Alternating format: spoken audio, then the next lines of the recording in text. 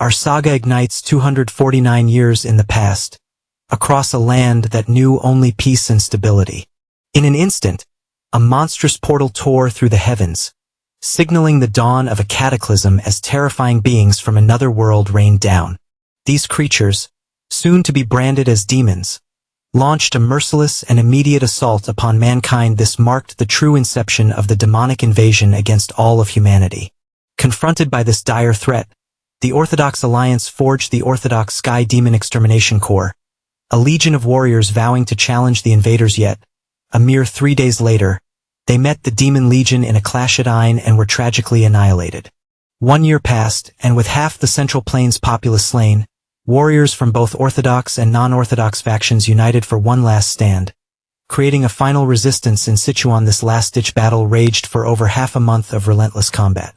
Despite their valor, 90 of the resistance army was slaughtered, and the very spirit of the Central Plains was extinguished.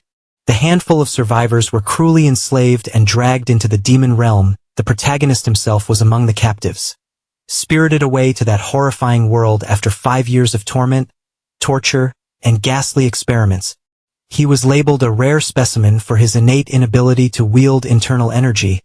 He was then subjected to brutal experimentation, transforming him into a living weapon. Consequently, after intensive brainwashing, he was conscripted into the demon world's army. Decades flashed by as he invaded other dimensions, carrying out bloody massacres and slaughtering countless innocents. He was trapped in a relentless cycle of death, his life drenched in gore. 75 years after becoming a slave warrior, his brutal efficiency was recognized, and he ascended to the prestigious rank of a demon commander. 120 years after his promotion, he had become a warrior both feared and revered, but it was then he uncovered a monumental secret that would alter his destiny. He then dedicated 50 years to relentlessly researching the methods required to exploit this mysterious secret. After another 65 years, the grand rebellion he had painstakingly engineered against the demons finally erupted. 1 week after the rebellion began, we arrive at the present, where defeat hangs heavy on the blood-soaked battlefields in a fierce showdown with the Demon King himself. It's clear his rebellion has met a tragic end. The Demon King Tarrant voiced his profound disappointment in the protagonist Shwitz for rebelling, despite his long service as a commander. The king then hurled insults at him, using his despised former name's fun green tail, which ignited Shwitz into a violent, bitter rage, furiously rejecting the name he loathed. And then, with a defiant scream, Shwitz declared his true name. "My name is Saw Digging." The Demon King Tarrant spoke again, bewildered by humans, revealing he had observed Saw Digging for a very long time. Though his talents were weak, he wielded a bizarre obsession with survival, which the king saw as his only strength. The Demon King demanded to know why Saw Digging would act so recklessly now, after so many years. To this, Saw Digging retorted that he had to experience this fight himself at least once. He claimed it was the only way to guarantee victory in their next confrontation, by gauging his own true power against the king. The Demon King found this logic intriguing yet dismissed it as naive and foolish. The king declared that this very day would be the end for him, promising no second chances. But Saw Digging, with unwavering resolve, refused to be killed, swearing he would not allow it. Despite his grievous wounds, Saw Digging let out a mighty roar. In a blinding flash, he unleashed a superhuman power, causing a tremendous light to rip through the space. The Demon King, stunned, realized what was unfolding, amazed by the time reversal technique Saw Digging had used, exclaiming it was the authority of Norin, the old master of evil. He then declared that he finally understood everything. The king realized that all the agony and defeat Saw Digging had suffered for 120 years were all for this single critical moment. Radiating overwhelming fury and defiance, Saw Digging roared in the Demon King's face, vowing that next time they met, he would hunt them all down until none remain. Yet the Demon King simply smirked, stating he looked forward to the challenge, acknowledging Saw Digging as the first and only human he respected. And then, everything vanished in a colossal explosion. The scene shifts, hurtling back to the Murim of the Central Plains, exactly 10 years before the demon invasion. Peace reigns at the Dragon Spring Martial Arts Academy of the Orthodox Alliance workers chatter about a bizarre lightning strike that demolished the training ground's roof. One of them mentions with relief that the only person hurt in the incident was that failure. It soon revealed the failure in question is saw digging, a martial arts instructor incapable of using internal energy. Although his injury was minor, someone remarked sarcastically they wish he'd been gravely wounded, as this was the very day of his public execution. The execution ceremony then commenced in a unique fashion, as an official announced the start of a formal duel for the position of assistant spear instructor. The duel was set between the current assistant instructor, Saw Digging, and his challenger, Mang Sonic, known as the Invincible Divine Spear, to verify Saw Digging's fitness for the role. Ming Sun Diok stood with a confident smirk, anticipating the duel and stating he thought Saw Digging would have fled under the pretext of his injury. Despite this, Saw Digging stood his ground, showing no sign of weakness or fear, which puzzled Mangak. The duel was officially declared open, with a warning for both to fight honorably as true warriors. Initially, Mang Diok was surprised by Saw Digging's performance. Admitting he was better than expected, Mang Diok then mocked the lightning incident again, suggesting Saw Digging faked it to dodge their fight, but ultimately decided to end the battle quickly to honor his courage, underestimating him completely. Sonic casually suggested Saw Digging's surrender in the distant future. Saw Digging drifted into memories of the past, recalling the endless contempt he faced as an instructor unable to use internal energy. He remembered the public humiliation of a past defeat, losing his position and being forced into demeaning labor, living through brutally harsh days. All of it fueled Saw Digging's preparation for this very moment he had so desperately awaited. Mang Sun Diok, annoyed and confused by Saw Digging's strange words, angrily demanded he stop spouting nonsense.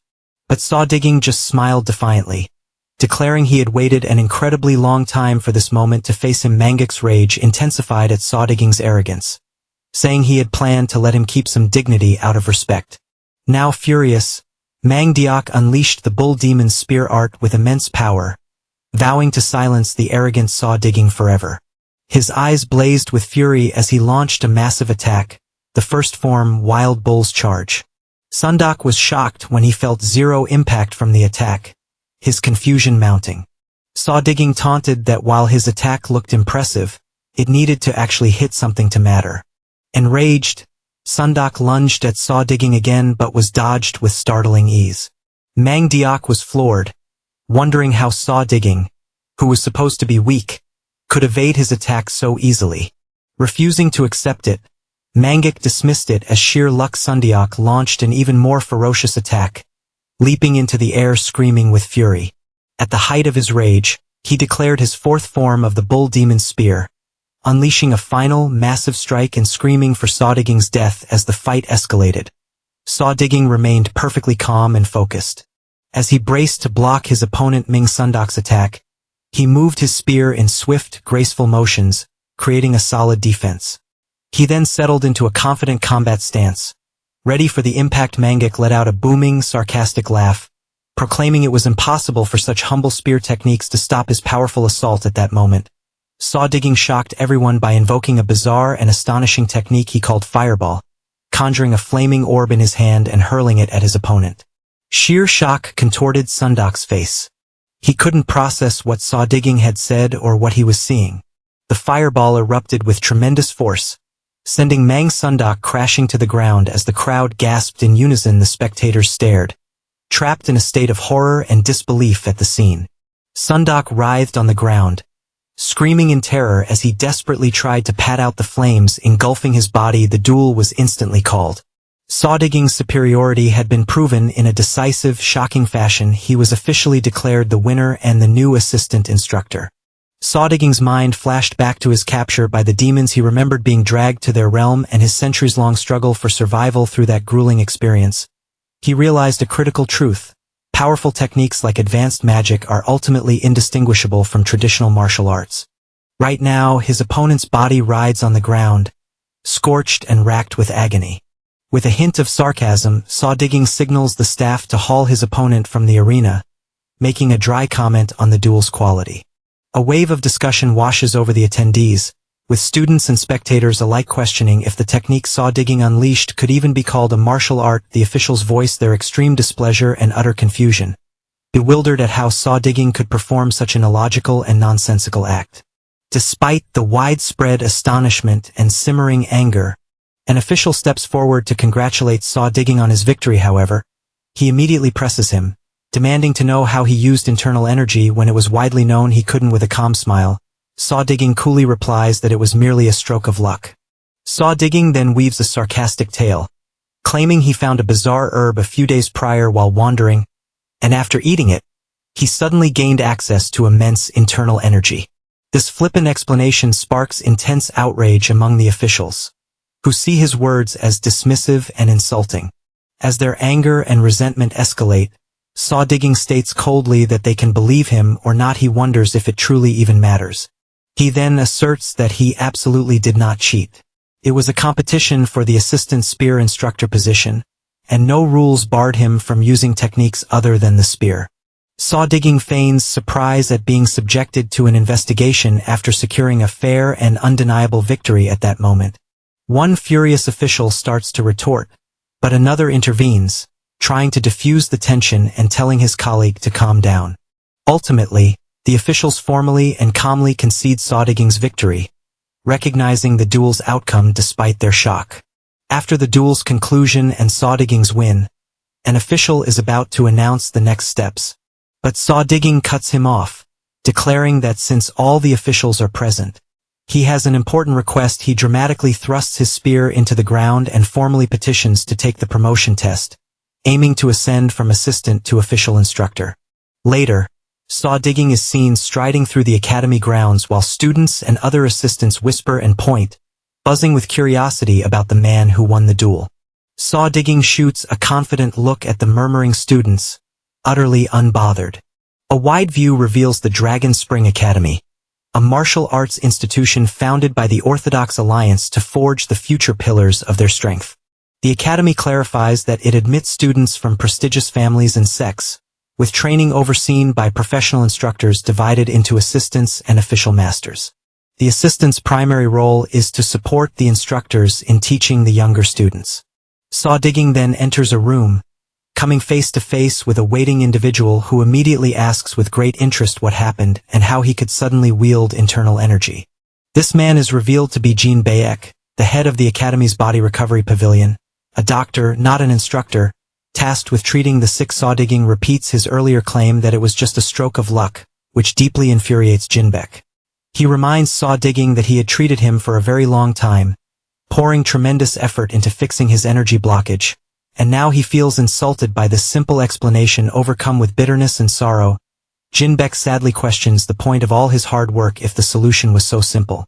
Looking completely devastated, Jinbek expresses profound shame in facing Saw Digging and apologizes deeply, explaining he knows full well how much Saw Digging suffered from hatred due to his condition. At this moment, Saw Digging is visibly moved, acknowledging to himself that this man, a true father figure to him, has not changed at all. His mind flashes back 542 years, to when Jinbek saved him from a fire started by bandits. He also painfully recalls that Jinbek himself perished that day while saving others, but Saw Digging vows that this time will be different. He firmly grips Jinbek's hand, promising to keep him alive and urging him not to blame himself or worry. Jinbek looks stunned by these words, but Saw Digging simply reassures him, asking him to just trust him and promising to solve everything from now on. That evening, Saw Digging stands in his room, looking out the window in deep contemplation. He summons magical power into his hand, a brilliant blue light erupting from his palm. He acknowledges to himself that returning to the past cost him over 90 of his magical energy, limiting him to only fourth circle magic. Saw Digging feels a pang of disappointment. It took him centuries to reach the 8th circle, but he quickly checks himself, affirming that he should be grateful to possess any magic at all. With a look of intense determination, he assures himself that he has truly returned from the hell he once endured. His mind is flooded with memories of that dark timeline, a world he describes as a true hell. Saw Digging explains that history has been reset. The demons have not yet begun their invasion of the Jangmaram world, but he fiercely asserts that yet is the key word. He knows that in exactly 10 years the invasion will strike again and Jangmaram will fall once more. However, Saw Digging declares that this time, Things will be entirely different. He carries with him 300 years of memories, experience, and knowledge. He holds precise information on the demon army's magic. There are prepared tools and weapons, and most critically of all, he knows exactly how to kill the demon king himself. Just then, the pavilion head, Jinbeek, knocks on Saw Digging's door, asking if he's there. Saw Digging confirms his presence and asks what he wants. Jinbeek informs him that the academy's vice director, Cheon Simyeong, is looking for him. Saw Digging is surprised the message came through Jinbeek, but Jinbeek dismisses that, stating his only concern is for Saw Digging himself. He predicts that Cheon Simyeong's summons is about the promotion test Saw Digging requested and warns him to be careful. He adds that the test will surely be brutal, especially since Ming-sun Diak, the man Saw Digging defeated, was personally recommended by Cheon Simyeong, who now undoubtedly holds a massive grudge. After that, Jinbeek questions Saw Digging's sudden drive to become an official instructor. With a confident smirk, Saw Digging replies that it's the first step to reforming the entire academy. Saw Digging recalls a memory from the past. The Dragon Spring Academy was once famed as one of the top 3 orthodox martial arts institutions. But 2 years ago, its director, one of the top 10 martial arts masters, vanished without a trace. A fruitless 2-year search led to no replacement of equal caliber, causing the academy's reputation to plummet. Saw Digging marches towards the meeting room and throws open the door, ready to face the vice director. Cheon Simyeong, who is also the head of sword technique instruction, begins the meeting by asking if Saw Digging is truly serious about his promotion request internally. Saw Digging brands Cheon Simyeong as the primary catalyst for the Dragon Spring Academy's decay and collapse. Despite this, he puts on a smile and replies with apparent respect, confirming he is absolutely serious and addresses him by his title of vice director. Saw Digging locked eyes with the vice director, his gaze deep and resolute. Suddenly, his memory flashed back to the day of the demon invasion to the academy engulfed in flames. In that nightmarish vision, he saw his own wretched state amidst the chaos and destruction. Saw Digging remembered the massive rifts that tore open the world, unleashing monsters the likes of which no one had ever seen. These abominations began to slaughter people without mercy. That was the moment the catastrophic invasion of the so-called demon race began. He vividly recalled the young students of the Dragon Spring Academy, and how they were brutally cut down by those horrifying monsters on that shocking day. He remembered a student screaming for an instructor's help, but the instructors had already fled, abandoning them to their fate.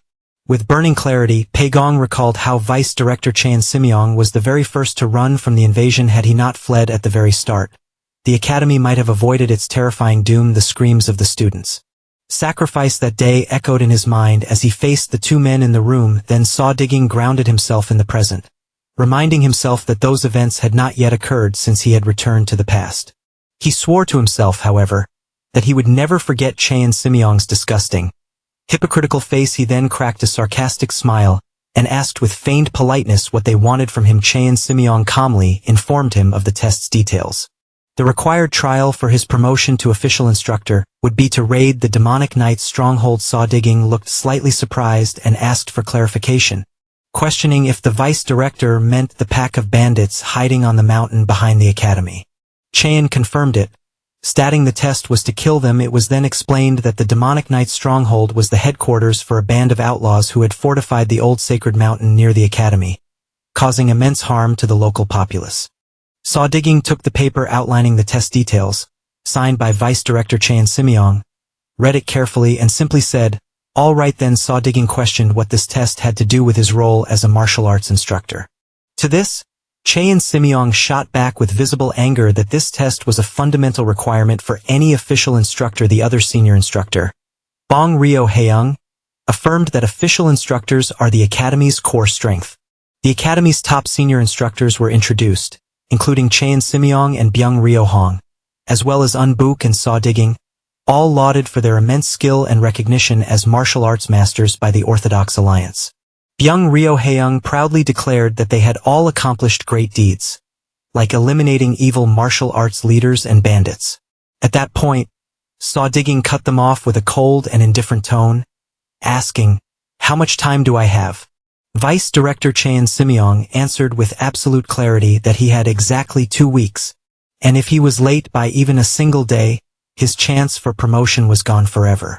Saw Digging just smiled confidently, repeating calmly with a smirk, 2 weeks. As he turned to leave the room, in front of Vice Director Chaein Simyong, Saw Digging announced he would return in just 3 days, completely disregarding the 2-week deadline. This blatant disrespect infuriated the senior instructor, Byung Ryo Haeyoung, who lost his temper and snapped that Saw Digging was an arrogant little brat. While the vice director sank into silent thought, Instructor Byung fumed again, emotionally asking if he really planned to promote such an arrogant person. But Chaein Simyong placated him with a malicious grin, sarcastically assuring him not to worry, because the poor assistant instructor Saw Digging would never return. Meanwhile, Saw Digging departed at incredible speed, propelled by a haste spell. He angrily affirmed to himself that Chaein Simyong was nothing but a hypocrite, and that he knew exactly what the vice director was plotting. Saw Digging began to ponder the demonic knight's stronghold, recalling that information on it was scarce, and that it appeared around the same time the Green River Forest Alliance rose to fame.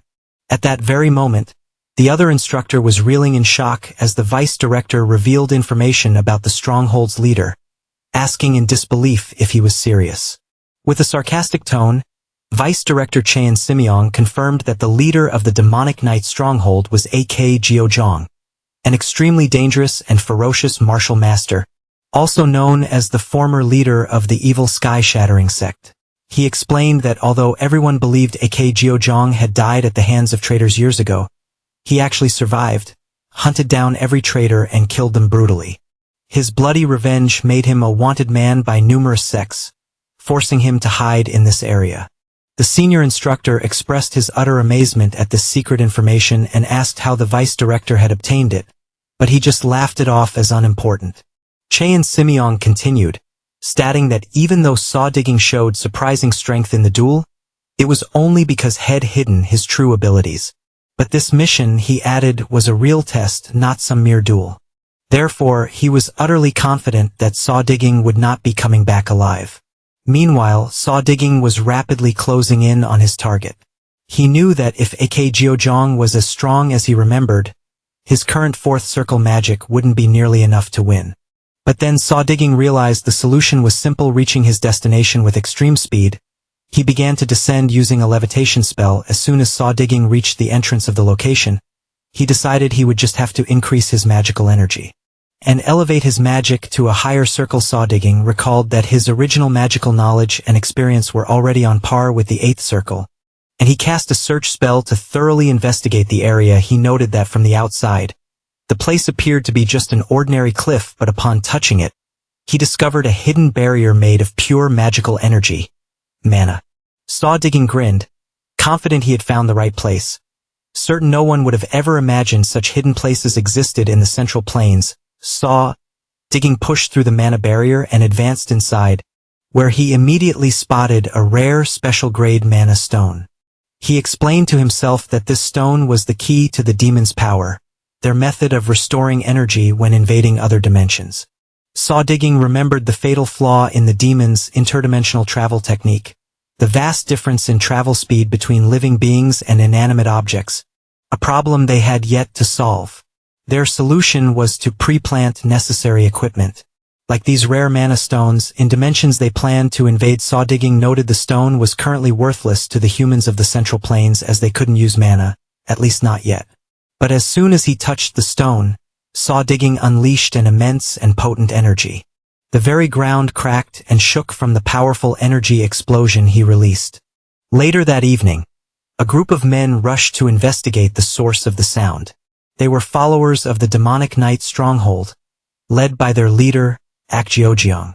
One follower cautiously asked if anything was out of the ordinary, but Jeojong flew into a rage, accusing him of questioning his senses and telling him to shut up and search thoroughly, asserting he felt a massive energy explosion nearby.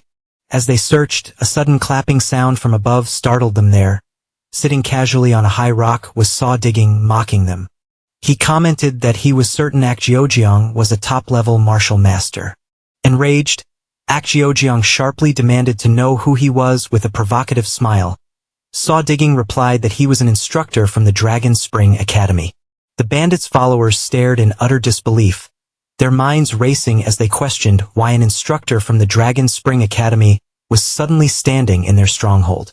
But Akjeojeong silenced them with a furious command with venom in his voice. Akjeojeong demanded to know if Saw Digging was the one who caused the earlier energy explosion. To this, Saw Digging shot back a confident, provocative smirk. What if I was? In that instant, Akjeojeong lunged forward in a sudden, violent assault, screaming that he would kill him and that this was the very reason he came here. Yet Akko was utterly shocked to hear Saw Digging's mocking voice again, tauntingly asking if that was truly what he intended to do. The battle erupted with a thunderous attack from Akjeojeong, who charged with immense force, hoping to obliterate Saw Digging with a single, decisive blow. But Saw Digging effortlessly countered the assault with a powerful spell, unleashing a blade of pure magical energy called Mana Blade that tore through Akjeojeong's followers and left him stunned. With clear sarcasm and disdain, Saw Digging pressed his attack, casting the spell Trice, and declaring with an open challenge that he came here specifically to kill Akjeojeong. Their conflict exploded into a violent clash, a furious exchange of incredibly powerful blows. Saw Digging then twisted the knife, offering Akjeojeong a sarcastic piece of advice. It would be better for him to avenge his fallen followers first, a comment that sent Akjeojeong into a deeper rage. Akjeojeong roared in a mixture of astonishment and intense anger, demanding to know Saw Digging's true identity. The two warriors continued to trade violent, rapid-fire blows, their battle raging on without either gaining a clear advantage. During the melee, Saw Digging once again confirmed his identity as an instructor from the Dragon Spring Academy. A confident smile plastered on his face as he masterfully parried every single one of his opponent's attacks. Akjeojeong was completely stunned, unable to believe someone could counter him so easily, and he finally realized that Saw Digging wasn't taking him seriously at all. In a flash of pure rage, Akjeojeong let out a mighty scream and launched a fierce attack in a final, desperate attempt to overwhelm his foe. But Saw Digging dodged it with ease, his superior speed and combat skills on full display pushed to his limit. Akjeojeong decided to unleash his strongest secret techniques, activating the sky-shattering divine domination arts in his core release, pushing his power to a terrifying new level. Acheum was furious that this upstart had forced his hand, screaming at Saw Digging that he would deeply regret it. At the absolute peak of his rage, Akjeojeong began to reveal his painful past, his suffering from betrayal, and how he channeled all that negative energy into his lust for revenge. But he was met only with Saw Digging's ice-cold contempt. Unimpressed, Saw Digging responded with a mocking, who asked, and declared he couldn't care less about the life story of some evildoer. In a shocking turn, Saw Digging then cast a devastatingly powerful spell called Freeze Wave, instantly flash freezing Akjeojeong in place and leaving him utterly stunned. Before Akjeojeong could even process what had happened, Saw Digging cast another spell, Astral Chain, which completely bound his helpless opponent. Akjeojeong fought with all his might to break free, but his efforts were completely futile. Saw Digging explained confidently that this spell was specifically designed to counter those who use internal energy, completely paralyzing his movements with intense anger. Akjeojeong demanded to know how Saw Digging could wield such magic, accusing him of belonging to the demon sect. But Saw Digging replied with calm contempt that it was mana, not magic, and belittled him by saying he didn't expect much from a mere bandit filled with unquenchable fury. Akoyam screamed curses at Saw Digging. Bound and feeling his end near, Akjeojeong expressed his sorrow and regret that he would die in a place like this. To this, Saw Digging replied with cold calm, asking if he had any regrets. Akjeojeong began screaming from the intense pain and rage, lamenting that he hadn't yet taken revenge on those who betrayed him, the ones who manipulated his followers when he led the sky-shattering sect. He recounted his bitter suffering, declaring that hiding in these mountains and joining the demonic knight's stronghold was all for the sake of his revenge. Akeo tried to continue his tirade, but he was cut off by the sound of sarcastic applause. Saw Digging mockingly praised Akjeojeong's dedication to revenge and his refusal to give up, advising him sarcastically that revenge should be slow, thorough, and free of despair. Feeling deeply insulted, Akjeojeong accused Saw Digging of being just a young man who had lived a pampered life, ignorant of true suffering at that. The entire expression on Saw Digging's face shifted into something terrifying. In a grim voice, he told him that he had not lived a comfortable life. Ak Jeojeong was seized by terror at the frightening look in Saw Digging's eyes, realizing something was terribly wrong with his opponent.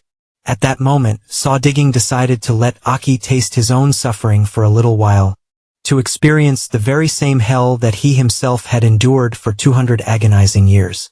Suddenly, Ak Jeojeong was plunged into a dark, alien dimension, lost and bewildered. Extreme confusion and terror gripped him as he questioned his sanity in this bizarre place. Then, terrifying visions assaulted his mind, showcasing the horrifying future awaiting in 10 years. He watched as hordes of monstrous demons invaded, annihilating everything in their path through scenes of unspeakable death and torment. Ak Jeojeong screamed, his mind shattering from the pure terror of the visions that had invaded it. Just as suddenly, Saw Digging yanked him back to reality, sarcastically asking how he enjoyed the experience. He calmly explained that what he just witnessed was the inevitable future, just 10 years away, crushed by terror and psychological agony. Ak Jeojeong collapsed to the ground, weakly begging Saw Digging to kill him and end his suffering. Saw Digging coolly replied that he understood the request perfectly, then prepared to carry out the death sentence. He affirmed that while the task was difficult, someone had to be the one to do it. Meanwhile, back at the Dragon Spring Academy, Vice Director Chaein Simyong was reeling in shock and disbelief, staring at Ak Jeojeong's massive weapon lying before him. He finally realized that Saw Digging had actually succeeded in the impossible mission. Saw Digging then tossed Ak Jeong's head onto the table in front of Vice Director Chaein Simyong, sarcastically explaining he didn't expect them to believe him with just the sword, which is why he brought the head as additional proof. Then, with a confident and sarcastic smile, Saw Digging suggested they begin discussing his new duties following his promotion to the position of first instructor. The next morning, the instructor's reactions to the news of Saw Digging's success were nothing short of dramatic. The senior fist technique instructor, Yuan Jin, roared with disbelief and fury at the news.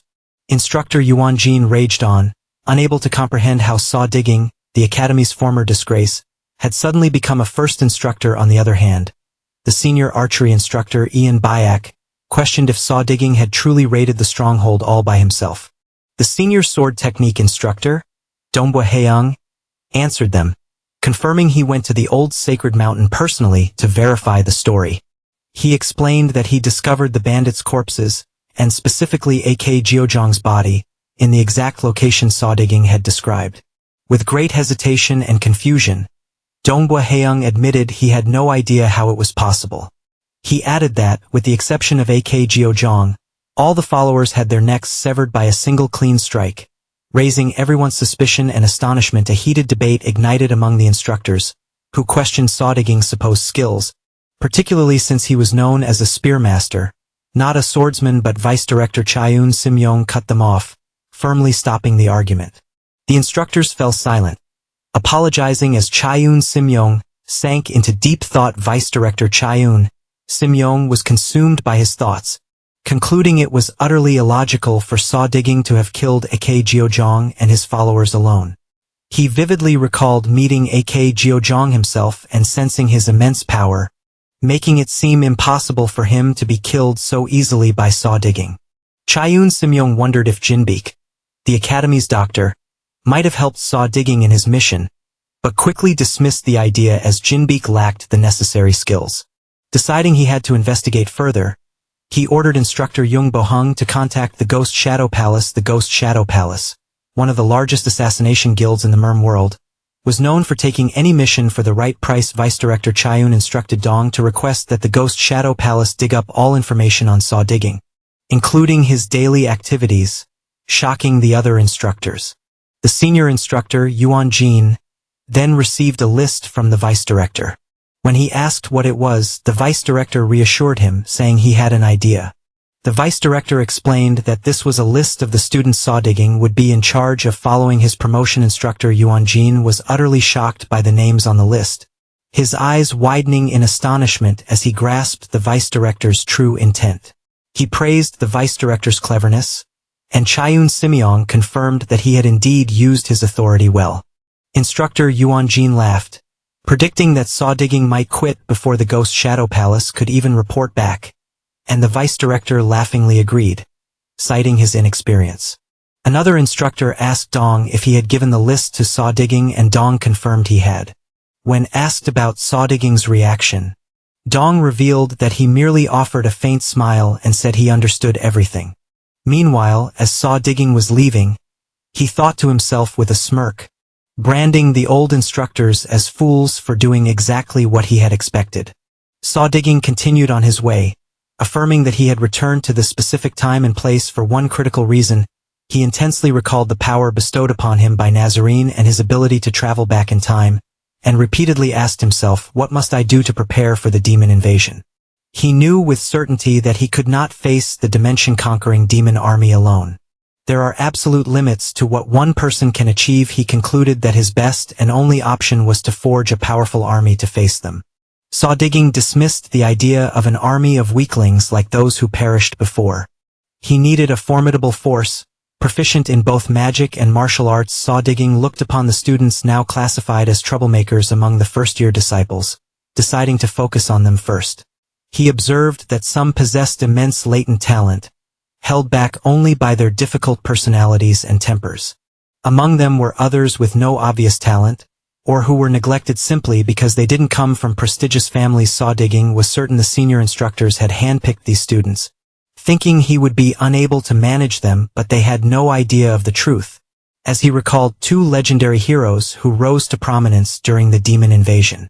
One was a swordmaster, the leader of the Heavenly Sword Alliance, who spearheaded the MYRMS resistance against the demons. The other hero he remembered was a master archer, who led a specialized assassination and infiltration squad, single-handedly killing more demons than anyone else. Saw digging smiled as he gazed at the disciples before him, confident that those two legendary heroes from the future were standing right there, in front of his eyes. In another corner of the academy, student Tanajang is being violently thrashed by Gok Boy during a brutal combat training session. Tan Lijong collapses to the ground, screaming in agony from a devastating blow delivered by Gok. In a sharp tone, Gok declares the external arts training is far from over and commands Tanajang to get back on his feet, but Tanajang, the eldest student from the One-Ear Sword family, struggles to beg Gok Boy to stop the assault. This enrages Gok Boy, who sneers that if Tan keeps complaining, people might actually think he's being bullied. Gok Boy continues to taunt Tanajang, saying he should be grateful to be taught his special technique, but Tanajang weakly replies that the fighting style of his own family is the only one he knows. Gok Boy viciously mocks Tan upon hearing the name of the One-Star Sword family, ridiculing the value of their techniques.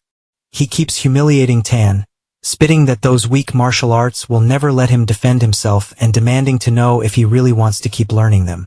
Overwhelmed with anger and frustration, Tan Lijong clenches his fist, fighting to suppress his rage, but just then, another disciple intervenes, telling Gok Boy to back off or face a new duel. The challenge clearly provokes Gok Boy, but he quickly unclenches his fist and backs away, realizing he can't win this fight right now. Then Yoon Wook Young, a student from the devastating sword family, steps in, ordering Gok Boy to stop stirring up trouble, especially with exams so close. Gao immediately backs down, saying he understands, but shoots a final warning to Tanajang to consider himself lucky this time. Tanajang thanks his classmate for saving him from the difficult situation. Though he looks utterly confused and sad, Yoon Wook Young simply turns toward him, lost in deep thought over what just happened. After the painful confrontation, Tanajang sits alone in silence, crushed by frustration and despair. Suddenly, someone enters the room and calls for the three students, Yoon Wook Young, Gok Boy, and Tanajang. Gao demands to know the reason for the summons, and the messenger reveals that Vice Director Chai Yun Simyong has issued a new decision. The messenger announces that the three of them are no longer part of the Charmelia class. They are being transferred to a newly created class, a revelation that leaves Gok Boy utterly shocked and astonished. Elsewhere, S.A. Digging stands before the new group of students handpicked for him. They stare back with a mix of anticipation and caution. While he appears supremely confident and ready to begin with a calm smile, S.A. Digging greets the disciples, announcing he will be their official instructor from this day forward. This surprises some of the disciples, while Yoon Wook Young seems slightly annoyed, wondering what's going on, and another student is visibly astonished. Suddenly, Gok Boy bellows in extreme anger from across the yard, demanding a halt to this nonsense. Gok Boy angrily stomps up to SA Digging, voicing his extreme displeasure at being transferred to a new class with an instructor he deems pathetically weak. He continues his protest, shouting that he refuses to take orders from someone who couldn't even use internal energy until just recently. SA Digging calmly stares down Gok Boy, informing him that his way of speaking to a supervising instructor is completely disrespectful. Gok Boy continues to curse at SA Digging with contempt, spitting that he has no idea how SA Digging managed to get the position of first instructor. He asserts he will learn absolutely nothing from a master who only just learned to use internal energy, cranking up the tension. In a flash, SA Digging uses the blink spell, appearing instantly in front of Gok Boy. Poised to take disciplinary action, Gao is stunned, unable to comprehend how SA Digging closed the distance so quickly, and he lets out a scream of terror as he faces the instructor who has appeared out of thin air. SA Digging then calmly states that Academy Regulations, Article 3, Clause 5, permit him to punish any student showing misconduct for the purpose of guidance and instruction. Enraged, Gok clenches his fist and prepares to attack.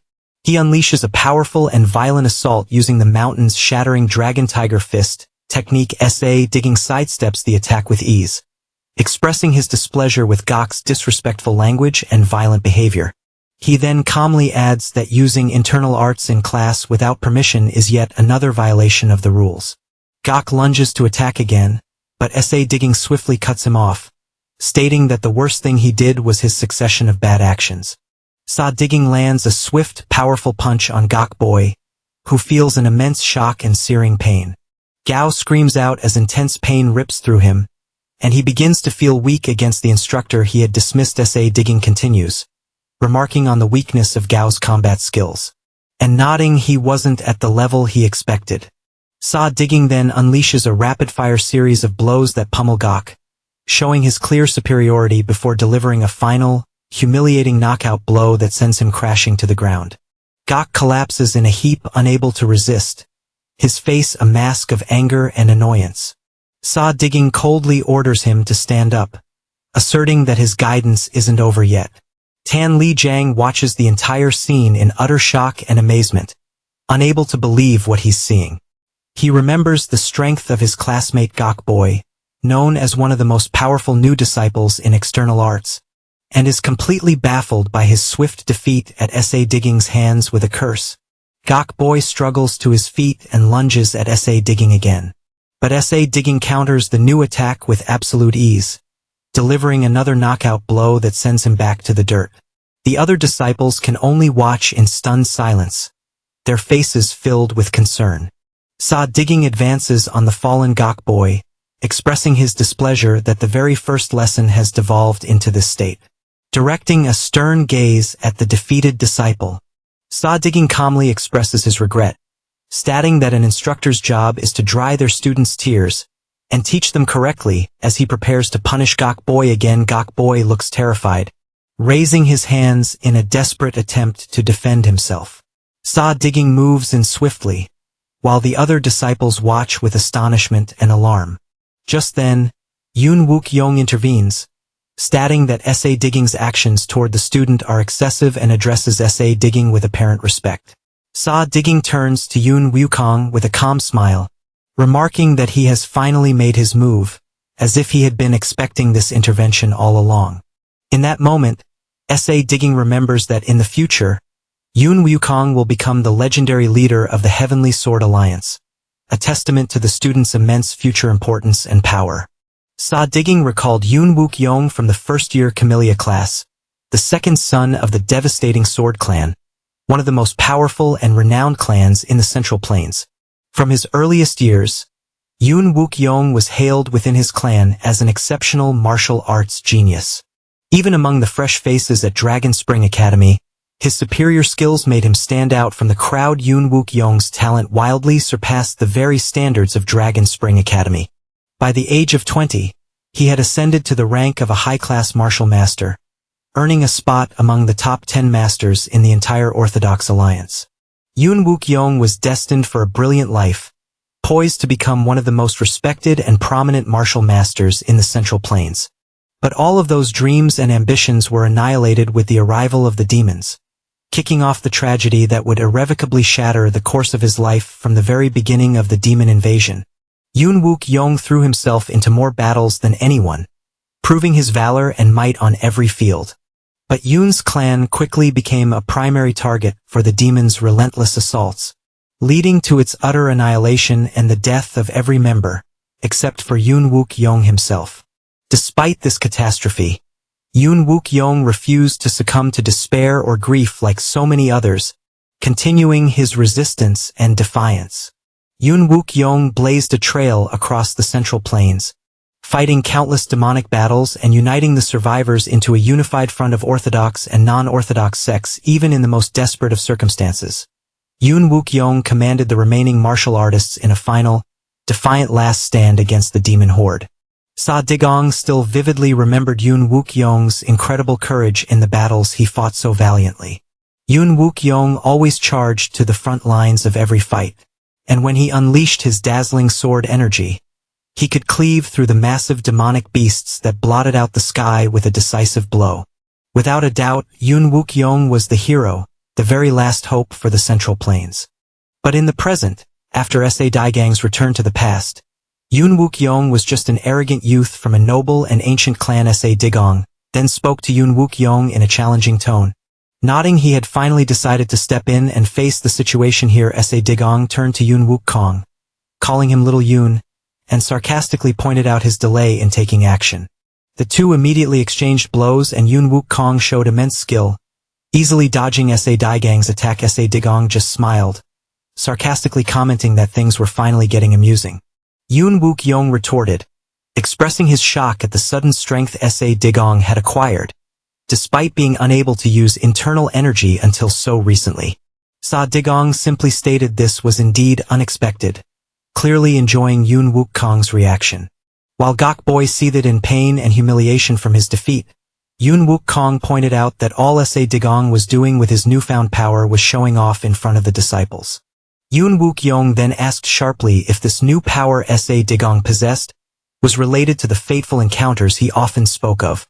Sa Digong thought to himself that Yoon Wook-kong was incredibly smart and perceptive, wondering if he was truly curious.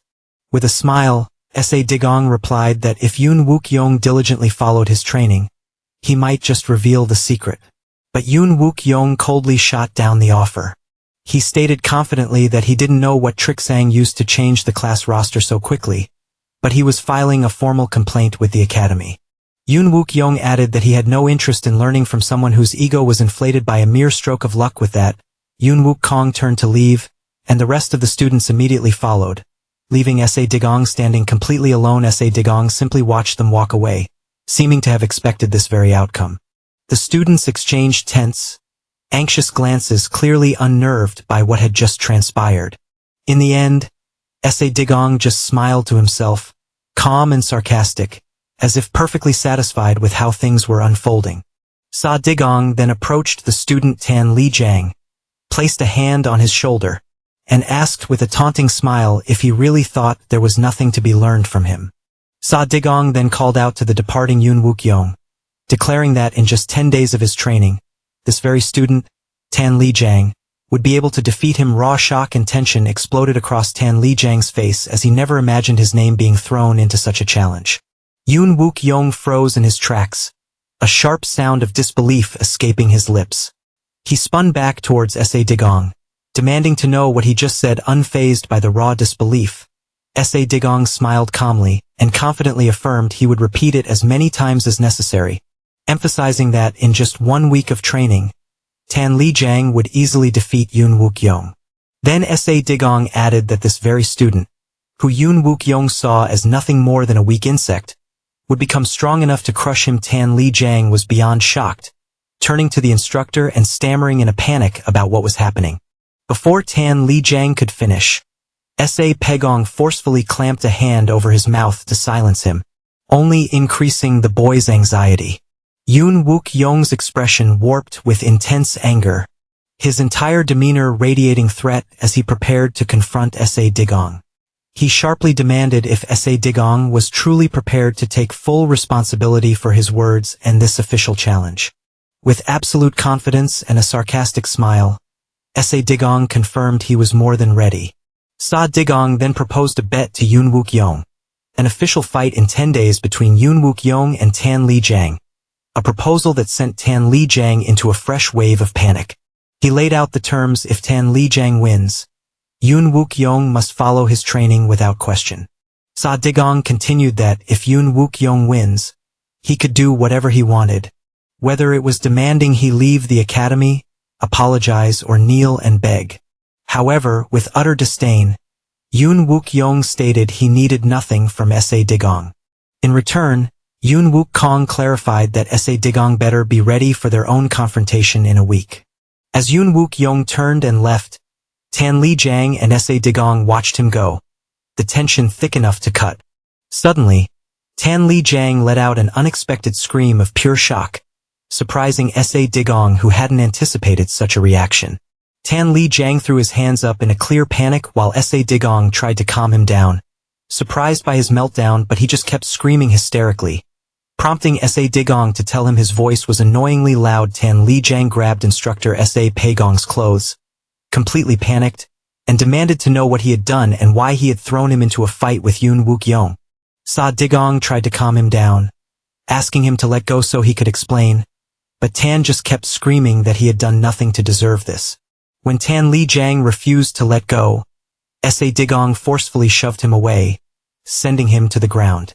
After that, Sa Digong cancelled the day's lesson and dismissed all the students. Leaving Tan Lee-jang lying exhausted on the ground, he announced that the schedule for the next lesson would be sent to them tomorrow. As the other students left, wondering what was happening, Tan Lee-jang began to cry, bemoaning the horrible predicament he was now in. Sa Digong simply advised him to win the fight, asking why Tan Lee-jang was so certain he would lose. With regret, Tan Lee-jang explained that he had already lost his first official match at the academy to Gok Boy. He added sadly that he was humiliated in that fight, and ever since, Gok had bullied him relentlessly every single day.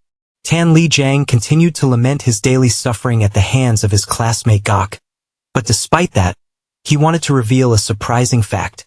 Tan Lee-jang explained that even the monster Gok Boy couldn't land a single blow on Yoon Wook-kong in a direct duel between them. He elaborated that Gao was utterly defeated without even touching Yoon Wook-kong. Sa Digong listened to Tan Lee-jang's words, acknowledging that Yoon Wook-kong did indeed possess an exceptional and undeniable talent.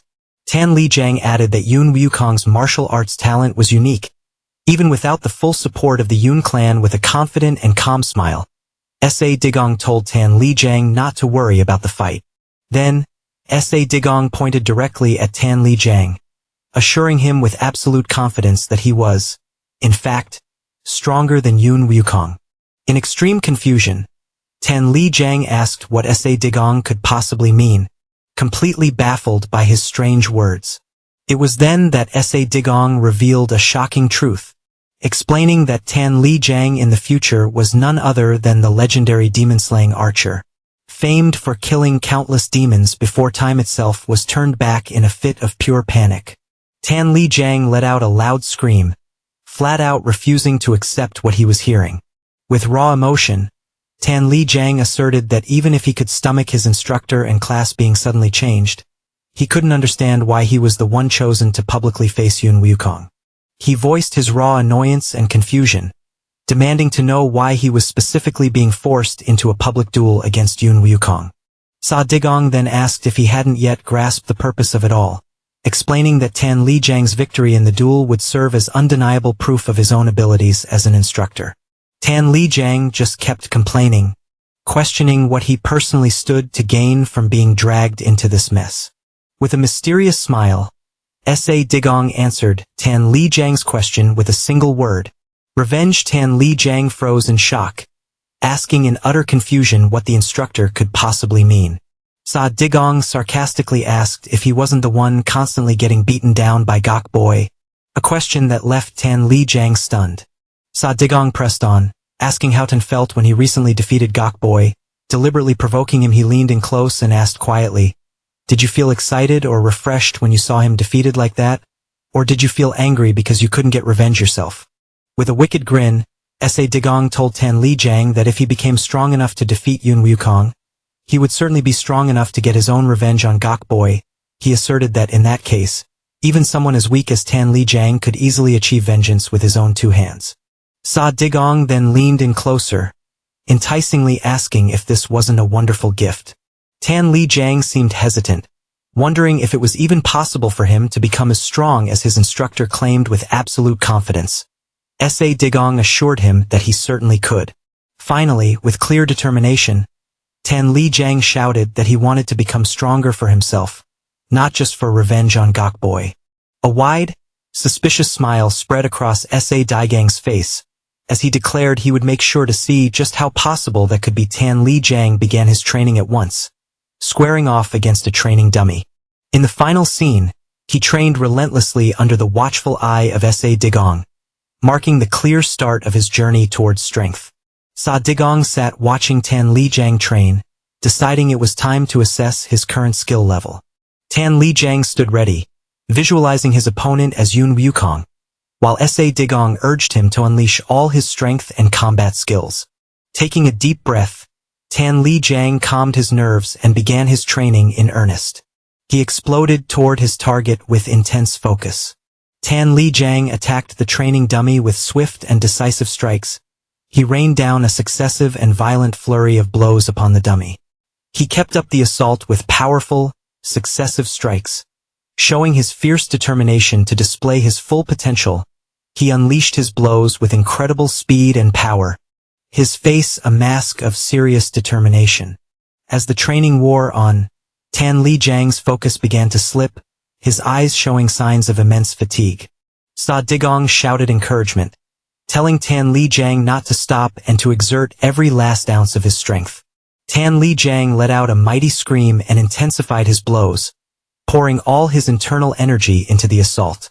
Suddenly, a strange glow appeared in Tan Li Jiang's eyes as he felt something unusual happen. In the next moment he stumbled, his internal energy running wild, and he fell violently to the ground. Tan Li Jiang looked completely exhausted, coughing violently and struggling to catch his breath. S.A. Digong watched the entire display with a silent, calm intensity, carefully studying Tan Li Jiang's condition. Then S.A. Digong commented with a single, sharp word, "Pathetic," a word that deeply shocked Tan Li Jiang. Sa Digong bluntly asked Tan Li Jiang if he was aware of his own problem with great difficulty. Tan Li Jiang explained that his internal energy feels like it disperses strangely whenever he tries to perform even basic movements.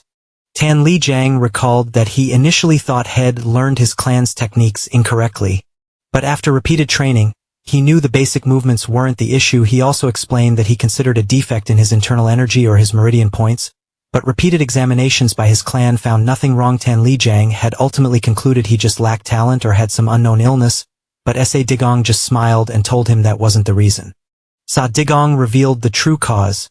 Tan Li Jiang's meridian points are more spread out than a normal person's. Tan Li Jiang was stunned by this revelation, unable to fully grasp its meaning, and asked in confusion what S.A. Digong meant. Sa Digong explained it again clearly, stating that this rare condition is normally beneficial, but it becomes a major problem for someone young like Tan Li Jiang who lacks sufficient internal energy. He elaborated that while all martial artists release internal energy from their dantian, Tan Li Jiang's unusually wide meridian points cause his weak energy to disperse instead of concentrating properly for combat.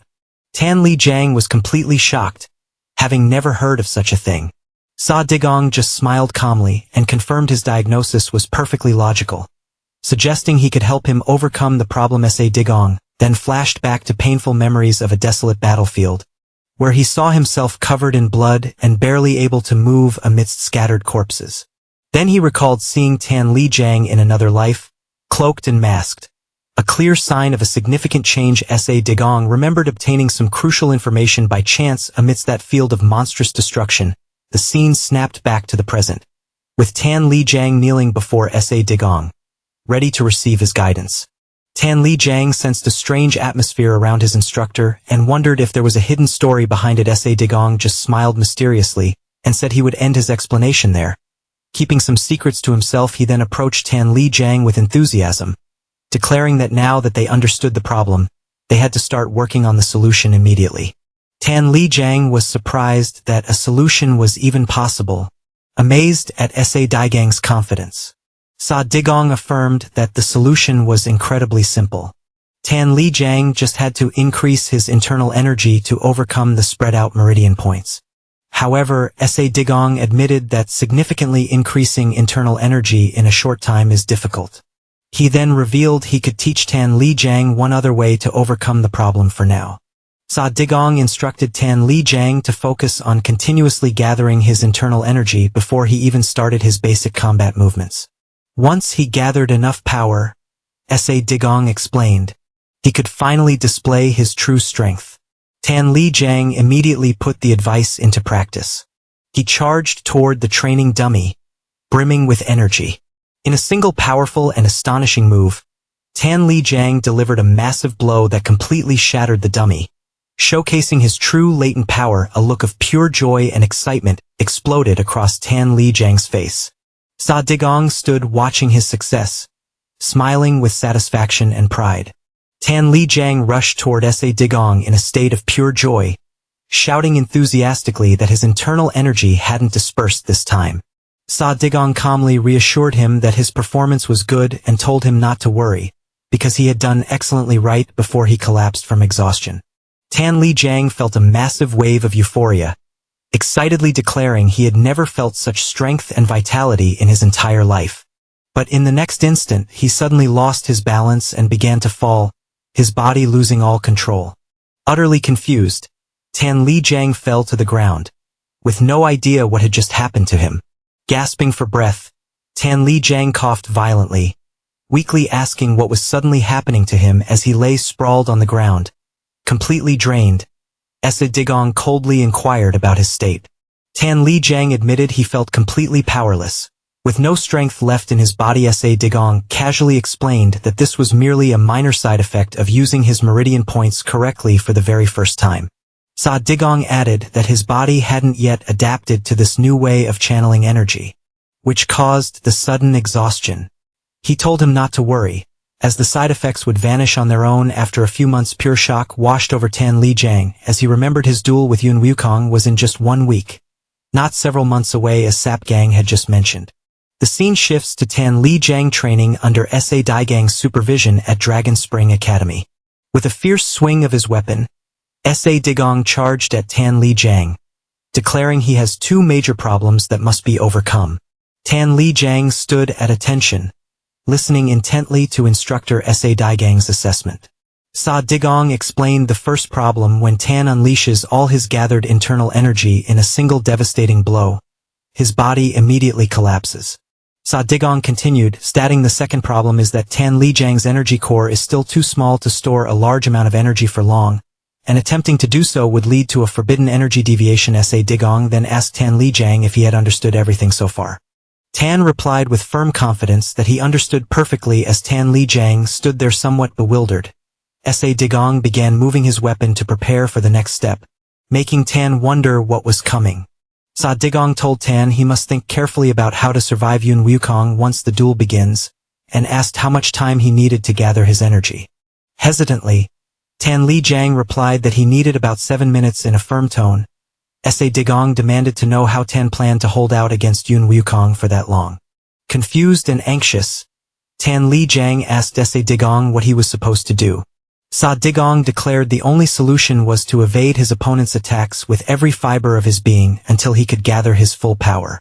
Without warning, S.A. Digong launched a sudden attack, forcing Tan to scream in surprise as he scrambled to dodge the blow.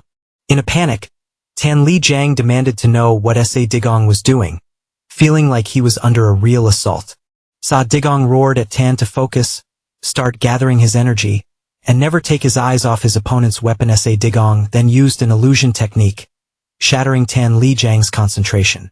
During the training, Tan Li Jiang was completely stunned as S.A. Digong broke through his defense with incredible speed and ease. He took a powerful blow from S.A. Digong that slammed him to the ground, causing him to cry out in sharp pain. Tan Li Jiang collapsed painfully in the middle of the training field. He complained about the intensity of the pain, to which S.A. Digong coldly replied that he was whining even though he hadn't used any internal energy in the strike.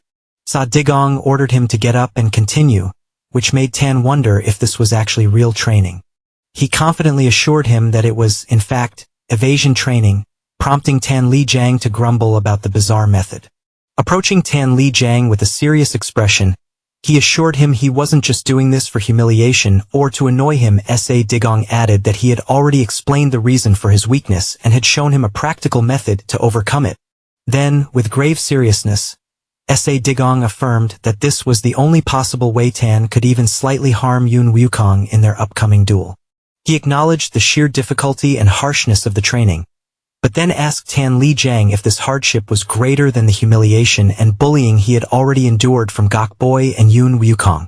Sa Digong questioned if Tan Lijiang was truly willing to abandon this precious opportunity to prove himself to everyone who had ever treated him with contempt in that moment.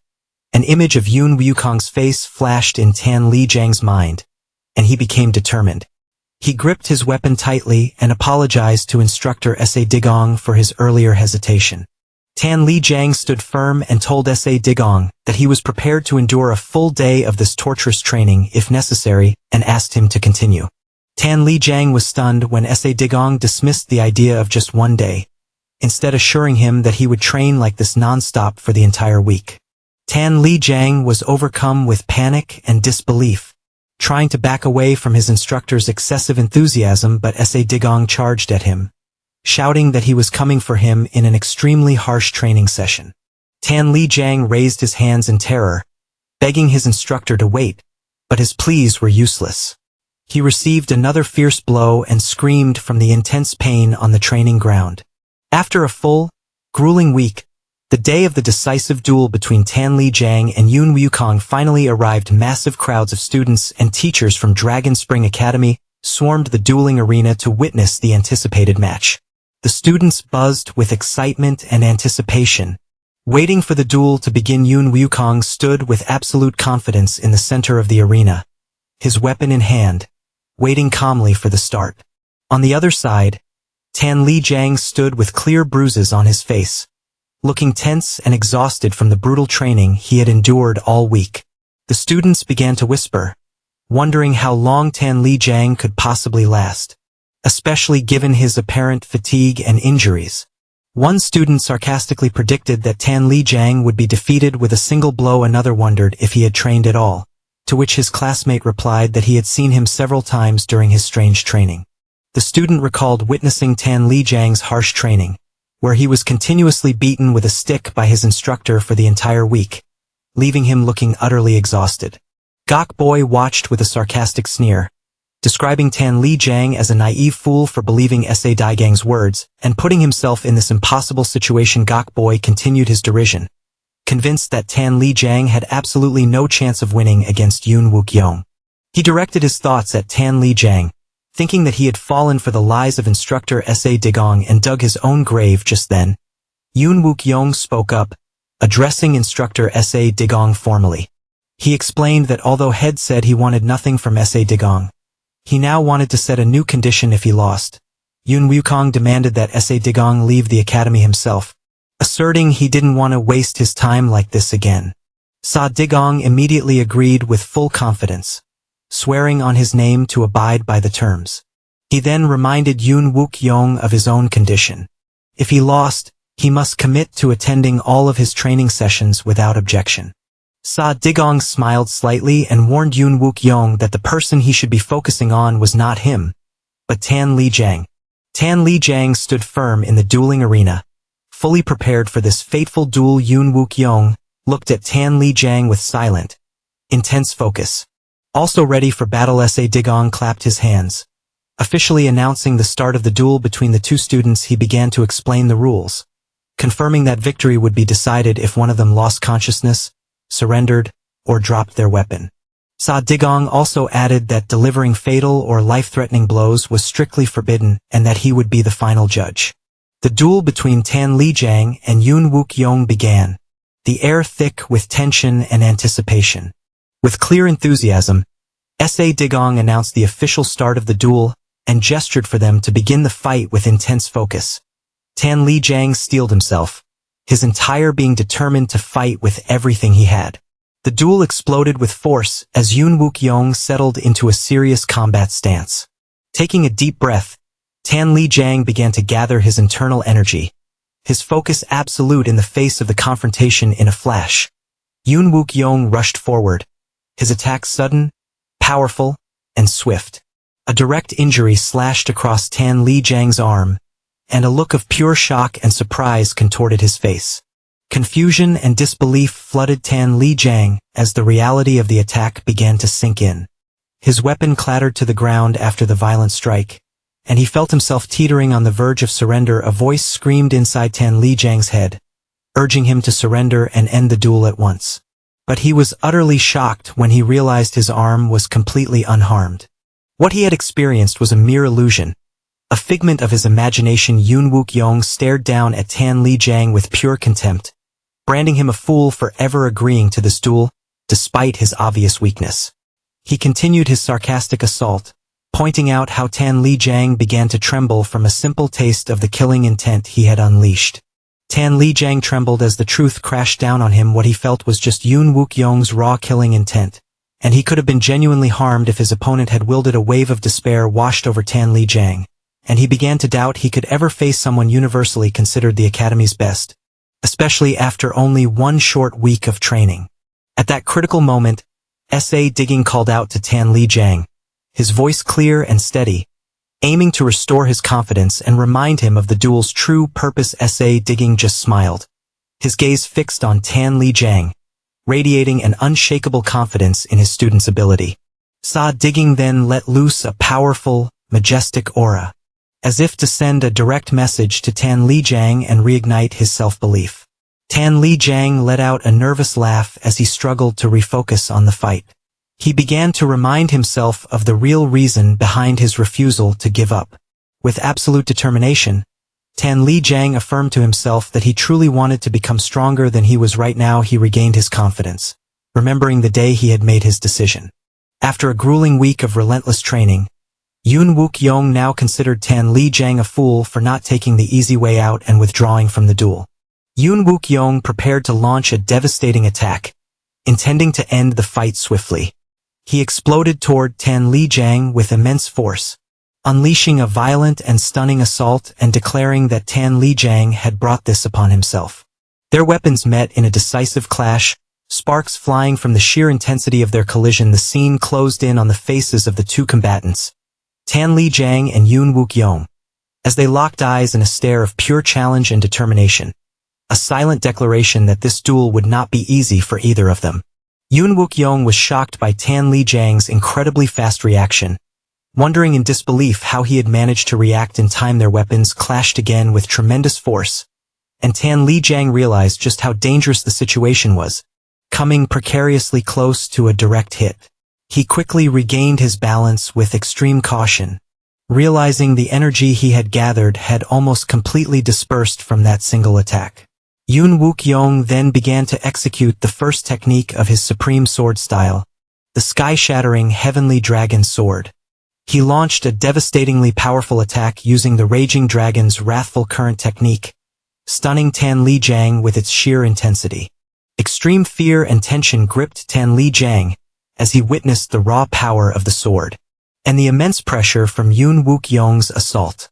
But despite the incredible pressure, he began to feel that Yoon Wook-young's attacks were somehow becoming easier to handle than had expected. The students watching gasped, their faces filled with astonishment, as some noticed a clear improvement in Tan Lee Jang's performance. Yoon Wook-young paused for a moment, admitting to Tan Lee Jang that it seemed he truly had learned something new this past week. He then began to execute the third technique of the Supreme Sword style, preparing for an even stronger assault. Yoon Wook-young charged at Tan Lee Jang using the Twin Dragon's Fang Slash, an attack of devastating power. Tan Lee Jang was completely shocked as he saw the technique rocketing straight towards him. He then realized with a jolt that this was the very same technique his instructor, S.A. Digging, had used on him during their grueling training sessions. The blow struck the ground with immense force, sending a massive shock wave across the area. Tan Lee Jang leaped into the air, evading the powerful attack with incredible speed and agility. Yoon Wook-young was completely surprised to see Tan Lee Jang so easily dodge his violent attack. He landed back on the ground, breathing heavily from the intense pressure despite the exhaustion. His eyes remained sharp and focused, determined to finish the fight. Yoon Wook-young attacked again with all his strength, trying to end the confrontation quickly. He unleashed a series of fast, successive combat moves, trapping Tan Li-jang, who desperately tried to evade them. Tan Li-jang felt immense pressure from Yoon Wook-young's speed and power, recognizing that these high-level abilities were worthy of the devastating Sword Clan's reputation.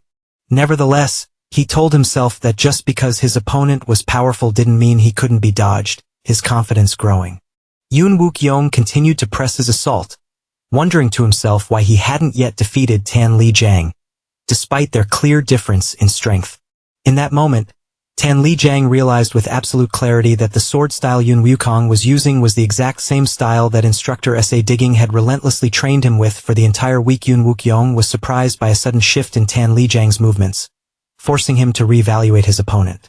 He stomped his foot forcefully on the ground, preparing for the next clash as the intensity between them ratcheted up in a direct and violent confrontation.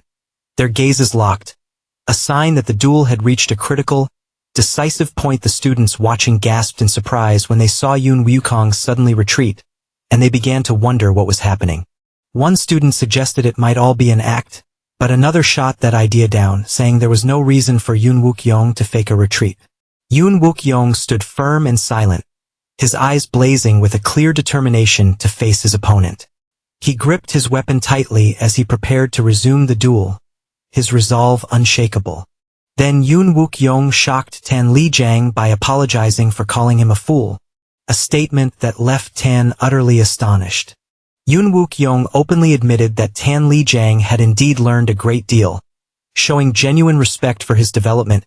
He declared he didn't know how Tan Li-jang had managed to learn the sky-shattering Heavenly Dragon Sword technique, but he was ready to execute it again, and with even greater force. Tan Li-jang was completely shocked to hear the name of the technique Yoon Wook-young was preparing to unleash. Yoon Wook-young then began to execute the Raging Dragon's Annihilation technique, unleashing a massive wave of energy and swords toward Tan Li-jang.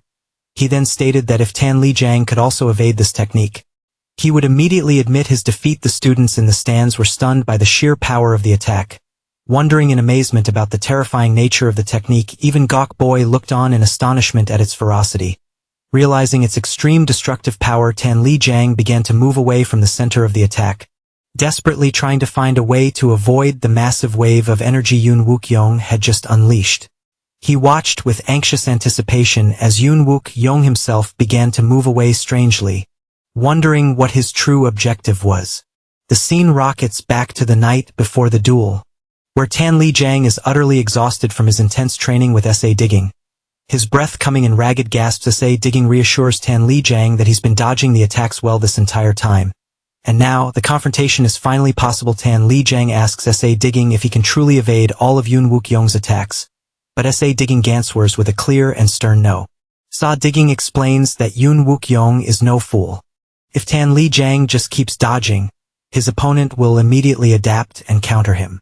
SA Digging warns that if Tan Li-jang manages to hold out until the very end, Yoon Wook-young will be forced to unleash the most powerful sword technique in his arsenal. SA Digging then reveals the name of this terrifying technique: Raging Dragon's Annihilation, an attack with a massive range and overwhelming destructive power that makes it nearly impossible to dodge.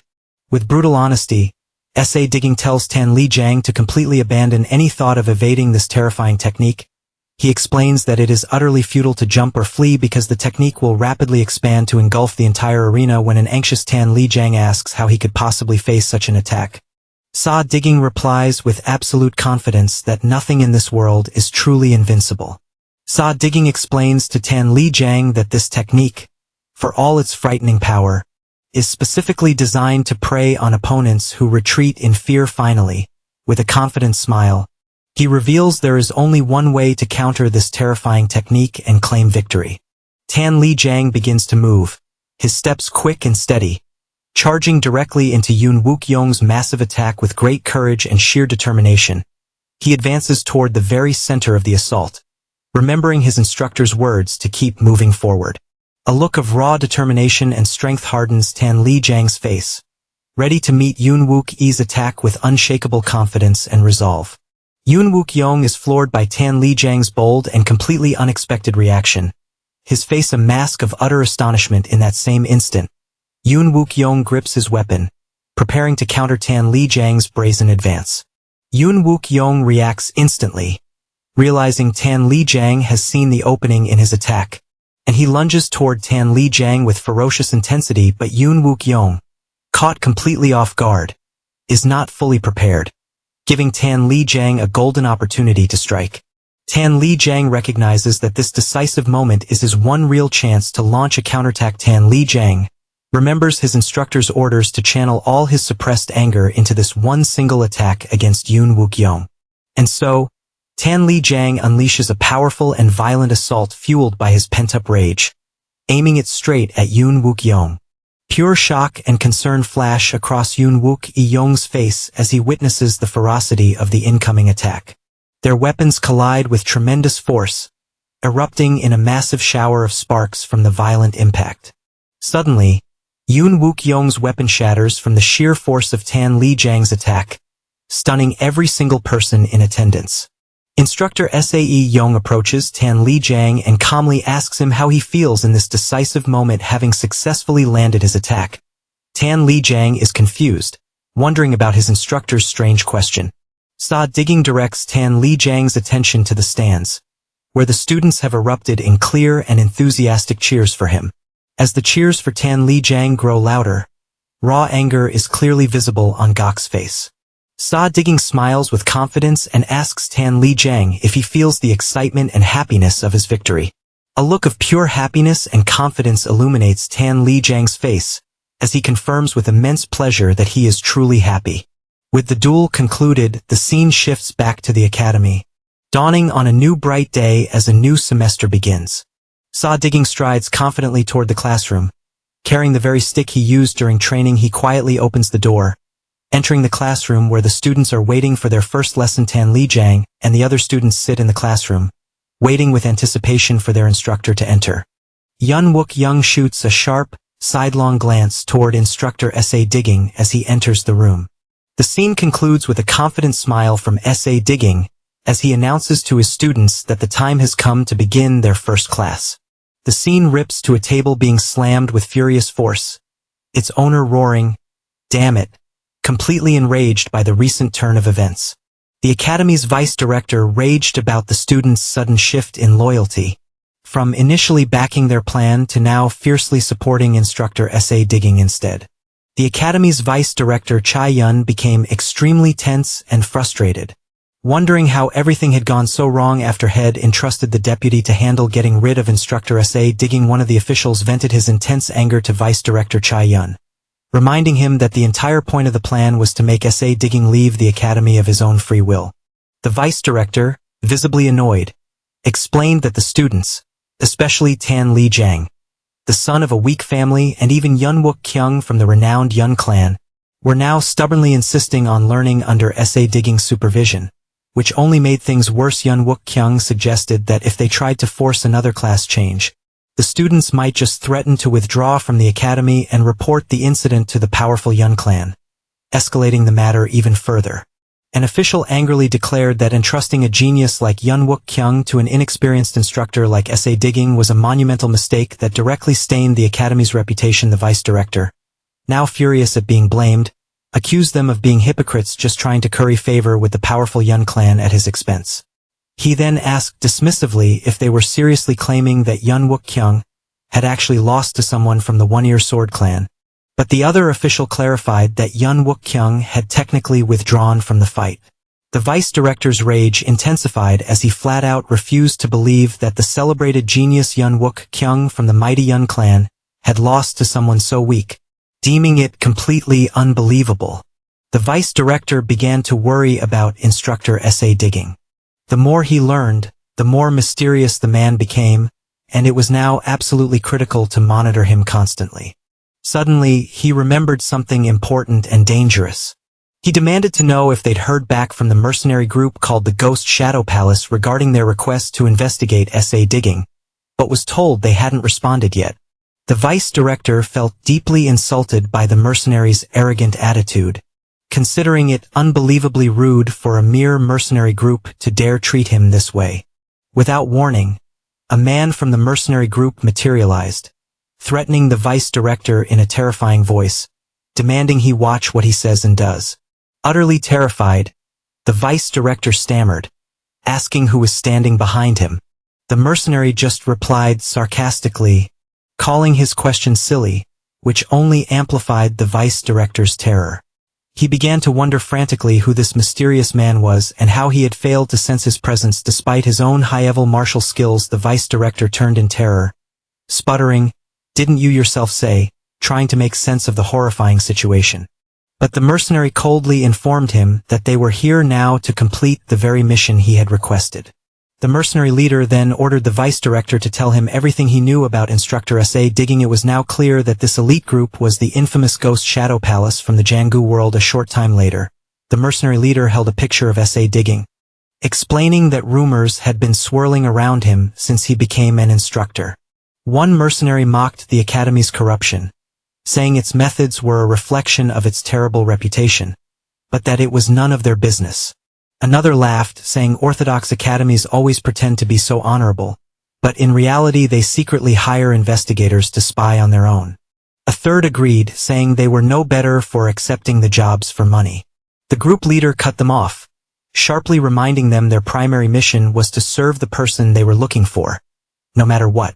Mercenary number 5 apologized profusely to the leader for his inappropriate words, but the leader calmly told him it was fine and to just focus on the mission.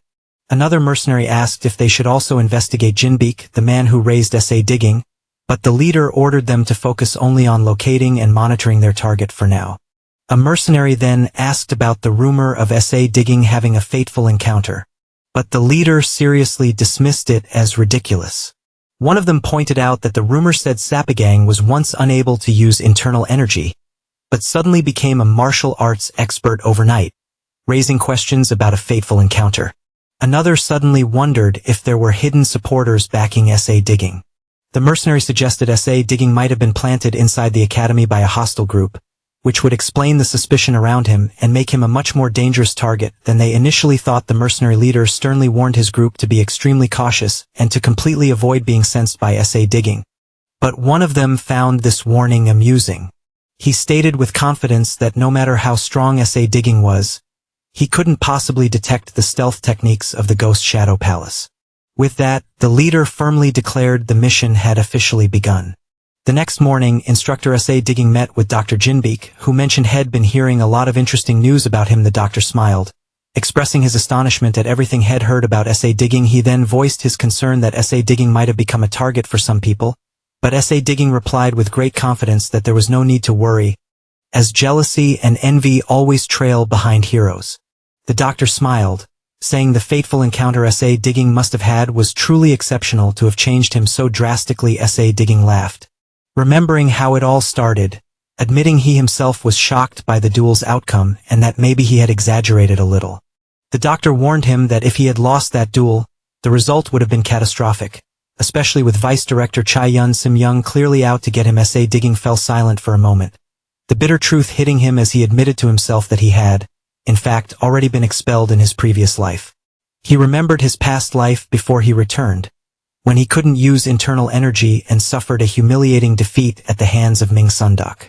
He remembered being stripped of his assistant instructor position and forced into demeaning jobs. Unable to bear the humiliation, he was finally forced to leave the academy in disgrace. He endured a period of being lost, unable to find a stable living, and ended up as a guard at an escort agency. A difficult job that required good combat skills. Though he couldn't use internal energy, he made a massive effort to master martial arts and physical combat, facing many dangerous missions. Eventually, he became a first-class guard after more than 10 years. He had built a wide network of contacts and information throughout the Central Plains. One day, he visited the Dragon Spring Academy to see his old teacher Jinbeek again, but that very night, something terrifying and shocking happened. He witnessed with his own eyes a massive demonic beast attacking the place, causing immense destruction and an unforgettable tragedy. The scene snapped back to the present. As S.A. Digging talked with the doctor, he suddenly saw something and forcefully threw a stone. The doctor, surprised, Asked why he threw it, S.A. Digong simply said he saw an ugly frog and couldn't help himself. The doctor laughed, saying it was surprising that Sapagang, who used to eat frogs as medicine, was now trying to harm one. The stone flew with incredible speed and slammed directly into one of the hidden mercenaries. His colleague No. 7 asked if he was okay. He in turn was furious, saying that madman S.A. Digong had just thrown a rock at him. Mercenary number 7 worriedly asked if S.A. Digong had discovered them, but his colleague reassured him that if he had, he wouldn't have acted that way. It was just bad luck.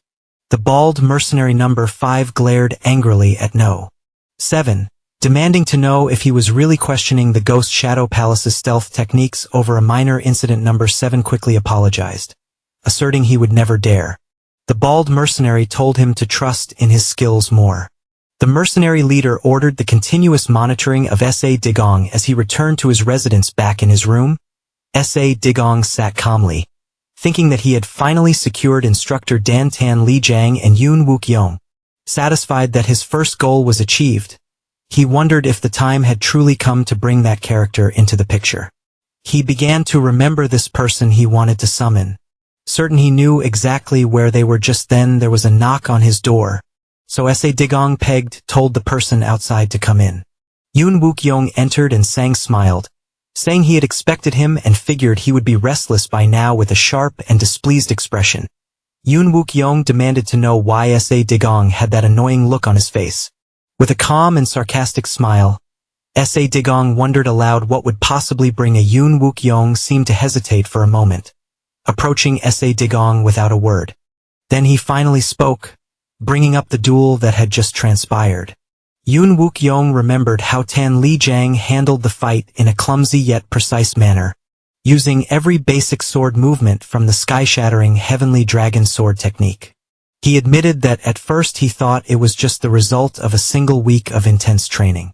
But the more he considered it, the more he realized those movements were not just fleeting reactions, but something much, much deeper. S.A. Digong looked at Yun Wukyong with a knowing smile and said that Tan Li Jiang's movements were as if he knew every single motion and path of the Yun clan's secret sword style. Pure rage exploded in Yun Wukyong's eyes as he interrogated S.A. Digong, accusing him of teaching Tan Li Jiang the sky-shattering Heavenly Dragon Sword technique and angrily demanding how an outsider could possibly know the intimate details of his clan's techniques. S.A. Digong just replied with a mysterious smile, "Who knows?" A clear mockery of Yun Wukyong's question. Fuming, Yun Wukyong explained how famous his clan's techniques were among the fighting community, but he insisted that Tan Li Jiang's level of knowledge was far from superficial.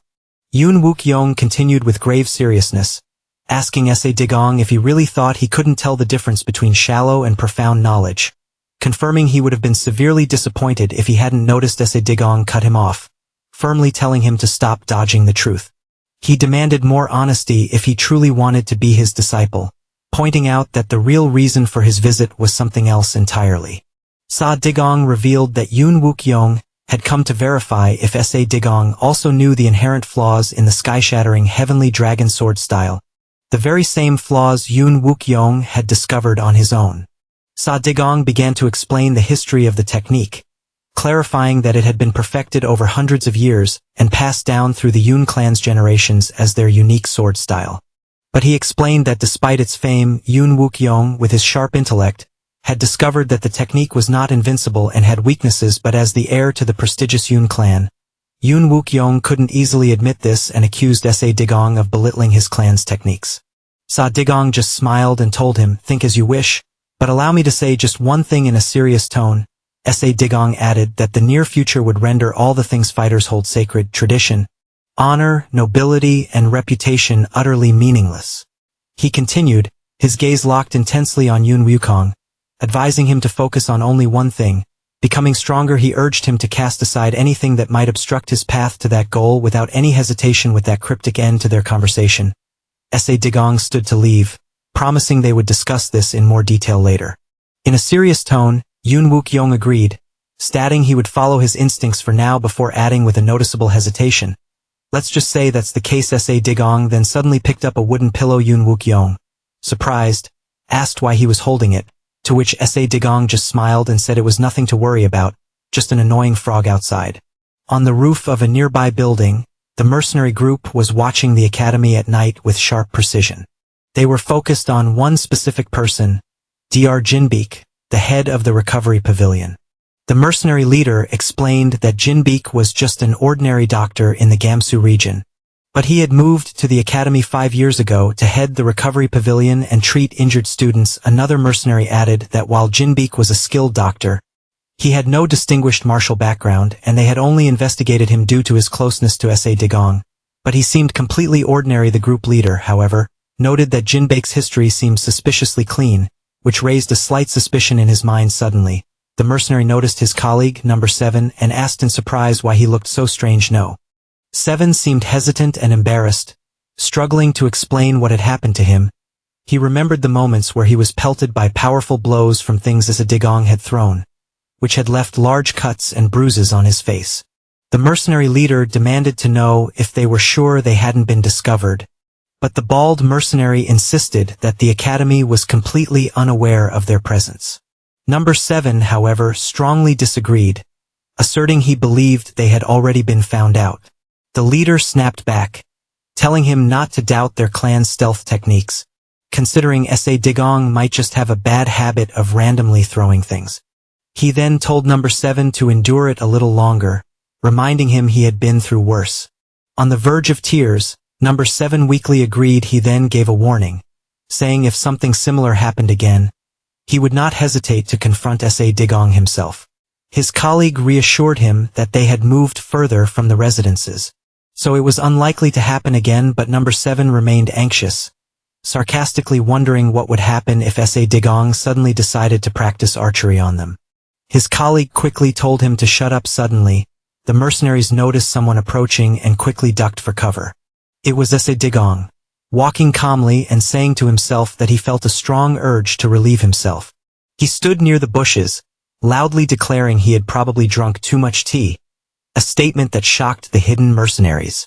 Number 7 was absolutely terrified when he realized S.A. Digong was about to relieve himself in the exact spot they were hiding, and sure enough, S.A. Digong began to do just that, right on top of the terrified mercenary. Number 7 enraged. No. 7 shot to his feet, shouting and cursing at S.A. Digong. But S.A. Digong didn't seem surprised at all. Instead, he just looked at him with a calm, gentle smile. He sarcastically held out a teapot and asked the mercenary if he'd like a cup. Stunned and furious, number 7 realized that S.A. Digong had known they were there from the very beginning and had done this on purpose. Drawing his weapon in a fury, he rushed at S.A. Digong, threatening him with death, but S.A. Digong countered the assault with extreme ease, using a powerful magical barrier to block the mercenary's attack, leaving him utterly surprised. The mercenary watched in shock as the barrier shattered his weapon without any effort. S.A. Digong responded with a swift and violent counterattack, decisively striking the mercenary and knocking him forcefully to the ground. S.A. Digong smiled, a terrifying grin on his face, and addressed the mercenary leader. Pleased to finally meet you, Ghost Shadow Palace. The bald mercenary, number 5, screamed in terror and concern for his defeated colleague, number 7. S.A. Digong, however, sarcastically commented that he deserved it for sticking his nose where it didn't belong.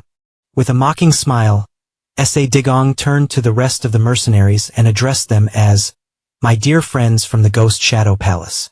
Enraged, mercenary number 5 drew his weapon and rushed toward him, calling him a scoundrel. But the mercenary leader immediately ordered no. 5 to fall back before stepping up to confront S.A. Digong himself with a formal greeting. The mercenary leader approached S.A. Digong, expressing his utter astonishment that he had actually discovered their presence. S.A. Digong just smiled confidently, confirming his identity and telling the leader that he must be the head of these frog mercenaries. He then mocked him, questioning if it was truly wise for a mercenary to reveal his identity so clearly to the very target he was supposed to be monitoring. The mercenary leader responded with ice in his voice, considering that if he simply killed him right here there would be no problem at all. S.A. Digong laughed and sarcastically asked if he was really sure about that, wondering if he wasn't at all curious how he knew so much about them. The leader replied with calm anger that he would find out soon enough. S.A. Digong then declared the time for talk was over and seriously threatened the mercenaries, vowing to cut off their limbs one by one. Immense magical energy erupted from his hand as he prepared to begin the real fight. Sa Digong launched a powerful magical assault using Mana Blade, which clashed fiercely with the mercenaries' weapons. A whirlwind of swift and powerful attacks erupted between Sa Digong and the mercenaries, making it clear that both sides were on an incredibly high combat level.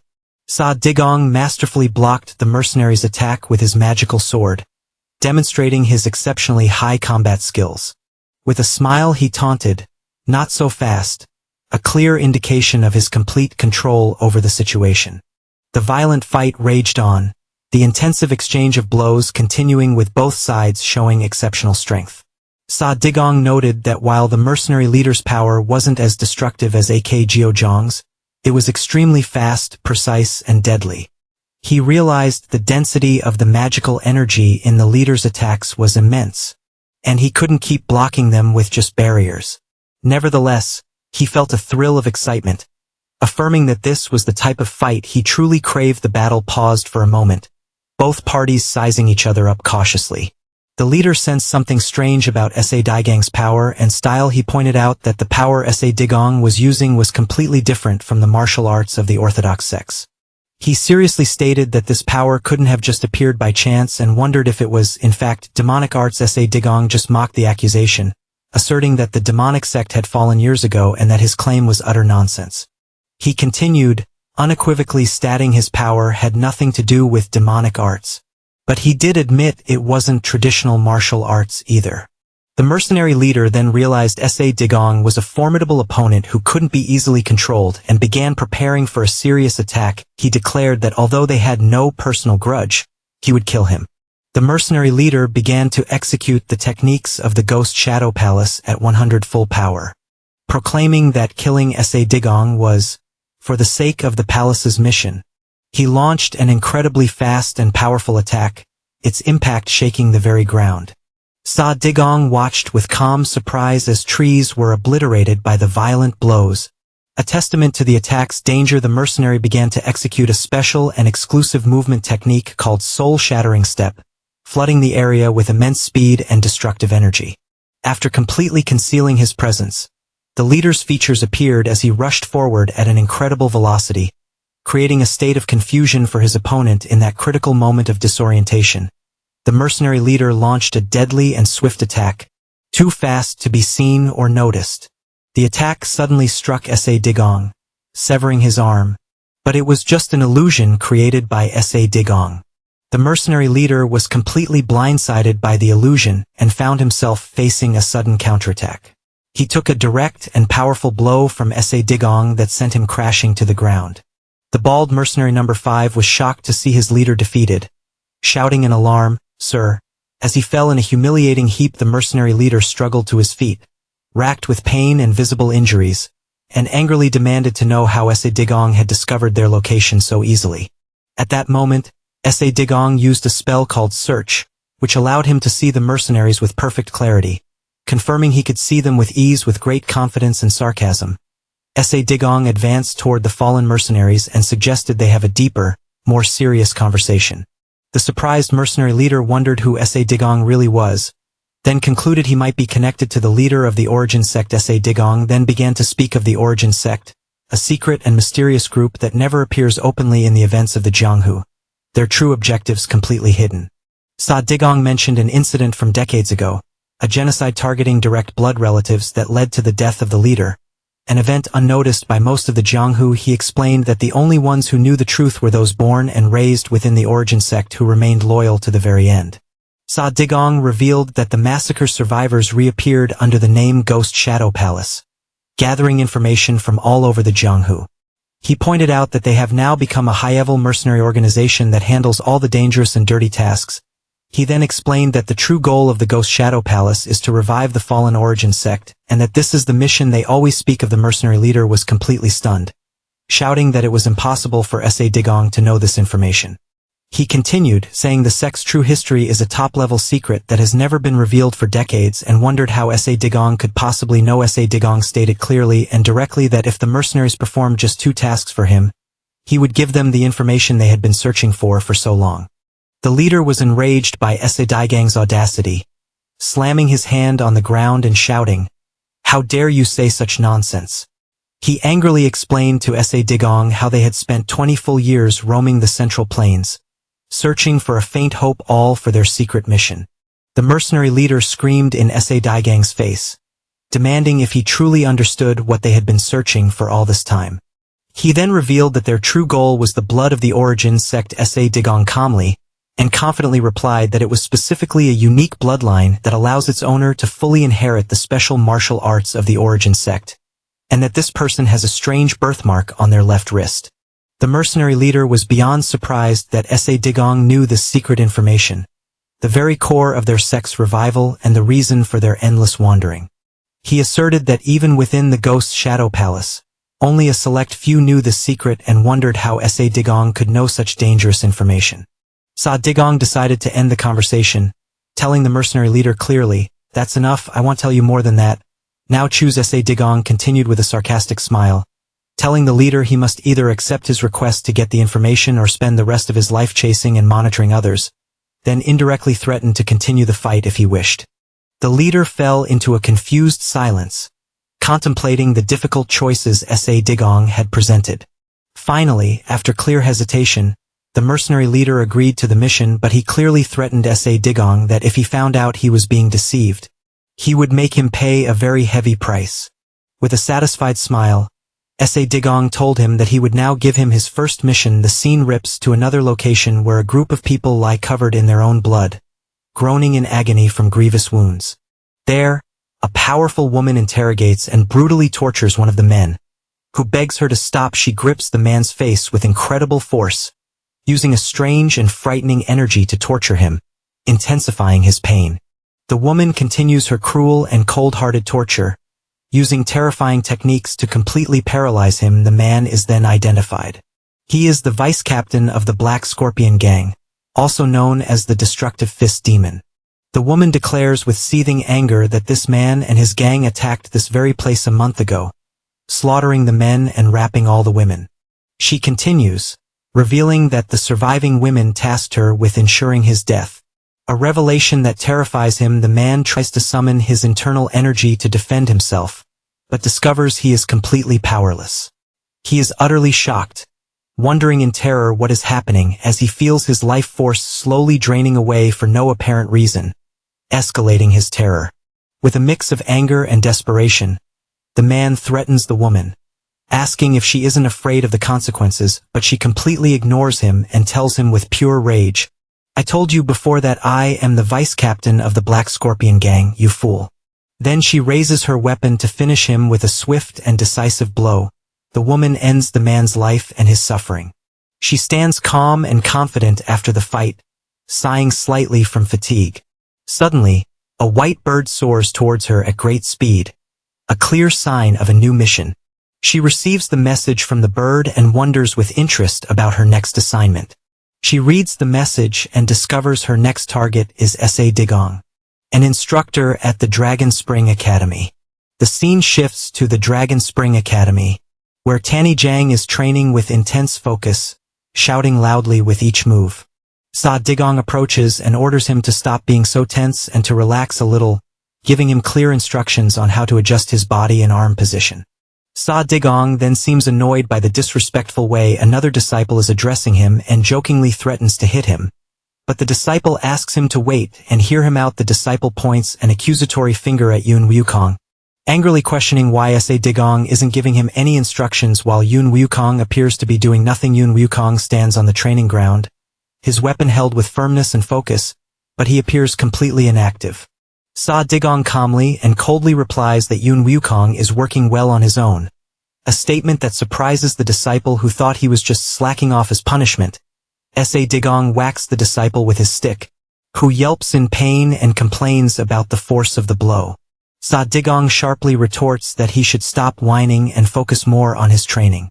Meanwhile, on the other side of the field, Yun Wukong is deeply engrossed in internal training and focus. S.A. Digong praises Yun's exceptional talent to himself, affirming that if he continues on this path, he will reach a much higher level.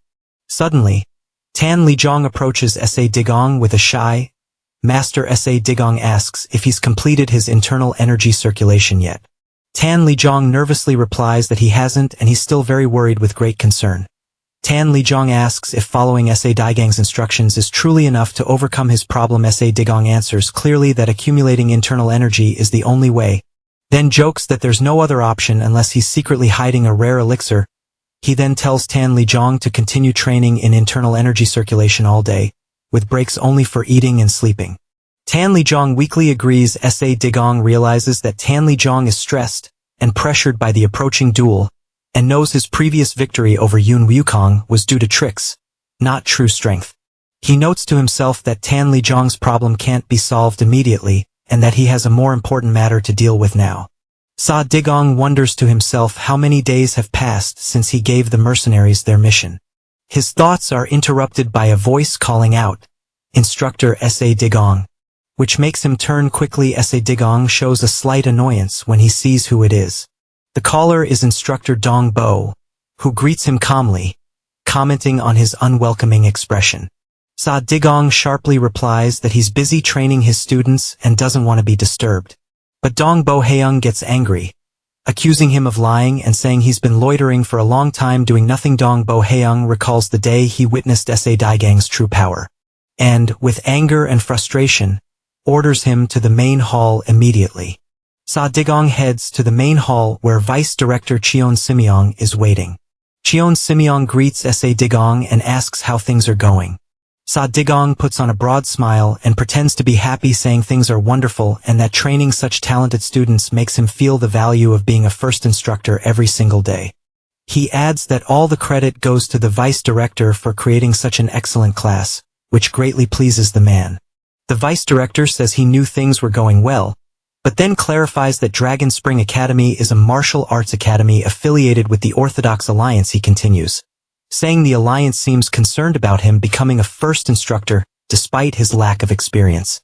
Sa Digong replies sarcastically, "Oh, and does the Orthodox Alliance really care about a simple instructor like me?" A woman's voice suddenly interrupts him, demanding respect, saying, "Be respectful, Instructor S.A. Digong." A young woman enters the hall and apologizes, saying she's sorry that the Orthodox Alliance had to send a special inspector to support S.A. Digong in his work. She introduces herself respectfully and says with a smile, "Welcome, Instructor S.A. Digong." She identifies herself as Male Ran from the Inspection Department of the Orthodox Alliance. Sa Digong appears completely stunned, frozen in place, which makes her call out to him questioningly, "Instructor," due to his strange reaction. Sa Digong quickly apologizes with a loud laugh, using the excuse that he was captivated by Macallan's beauty. She laughs gently and thanks him for the compliment. Vice Director Cheon Simyong then seriously explains that Inspector Milran is a rising combat expert in the Orthodox Alliance, who reached the pinnacle of combat strength at a very young age. The Vice Director warns S.A. Digong not to act recklessly, to do his best as an instructor, and to be careful in his dealings with Inspector Min and not to disrespect her.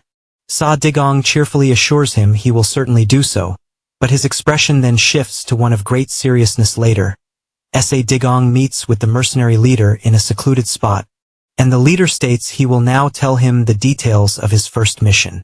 Sa Digong asks if the leader knows the famous assassin nicknamed the Soul-Stealing Heavenly Maiden.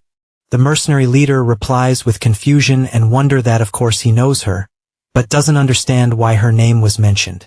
The leader begins to explain details about this famous assassin, pointing out that she is a professional killer who works alone with no affiliations and is known for never failing a mission.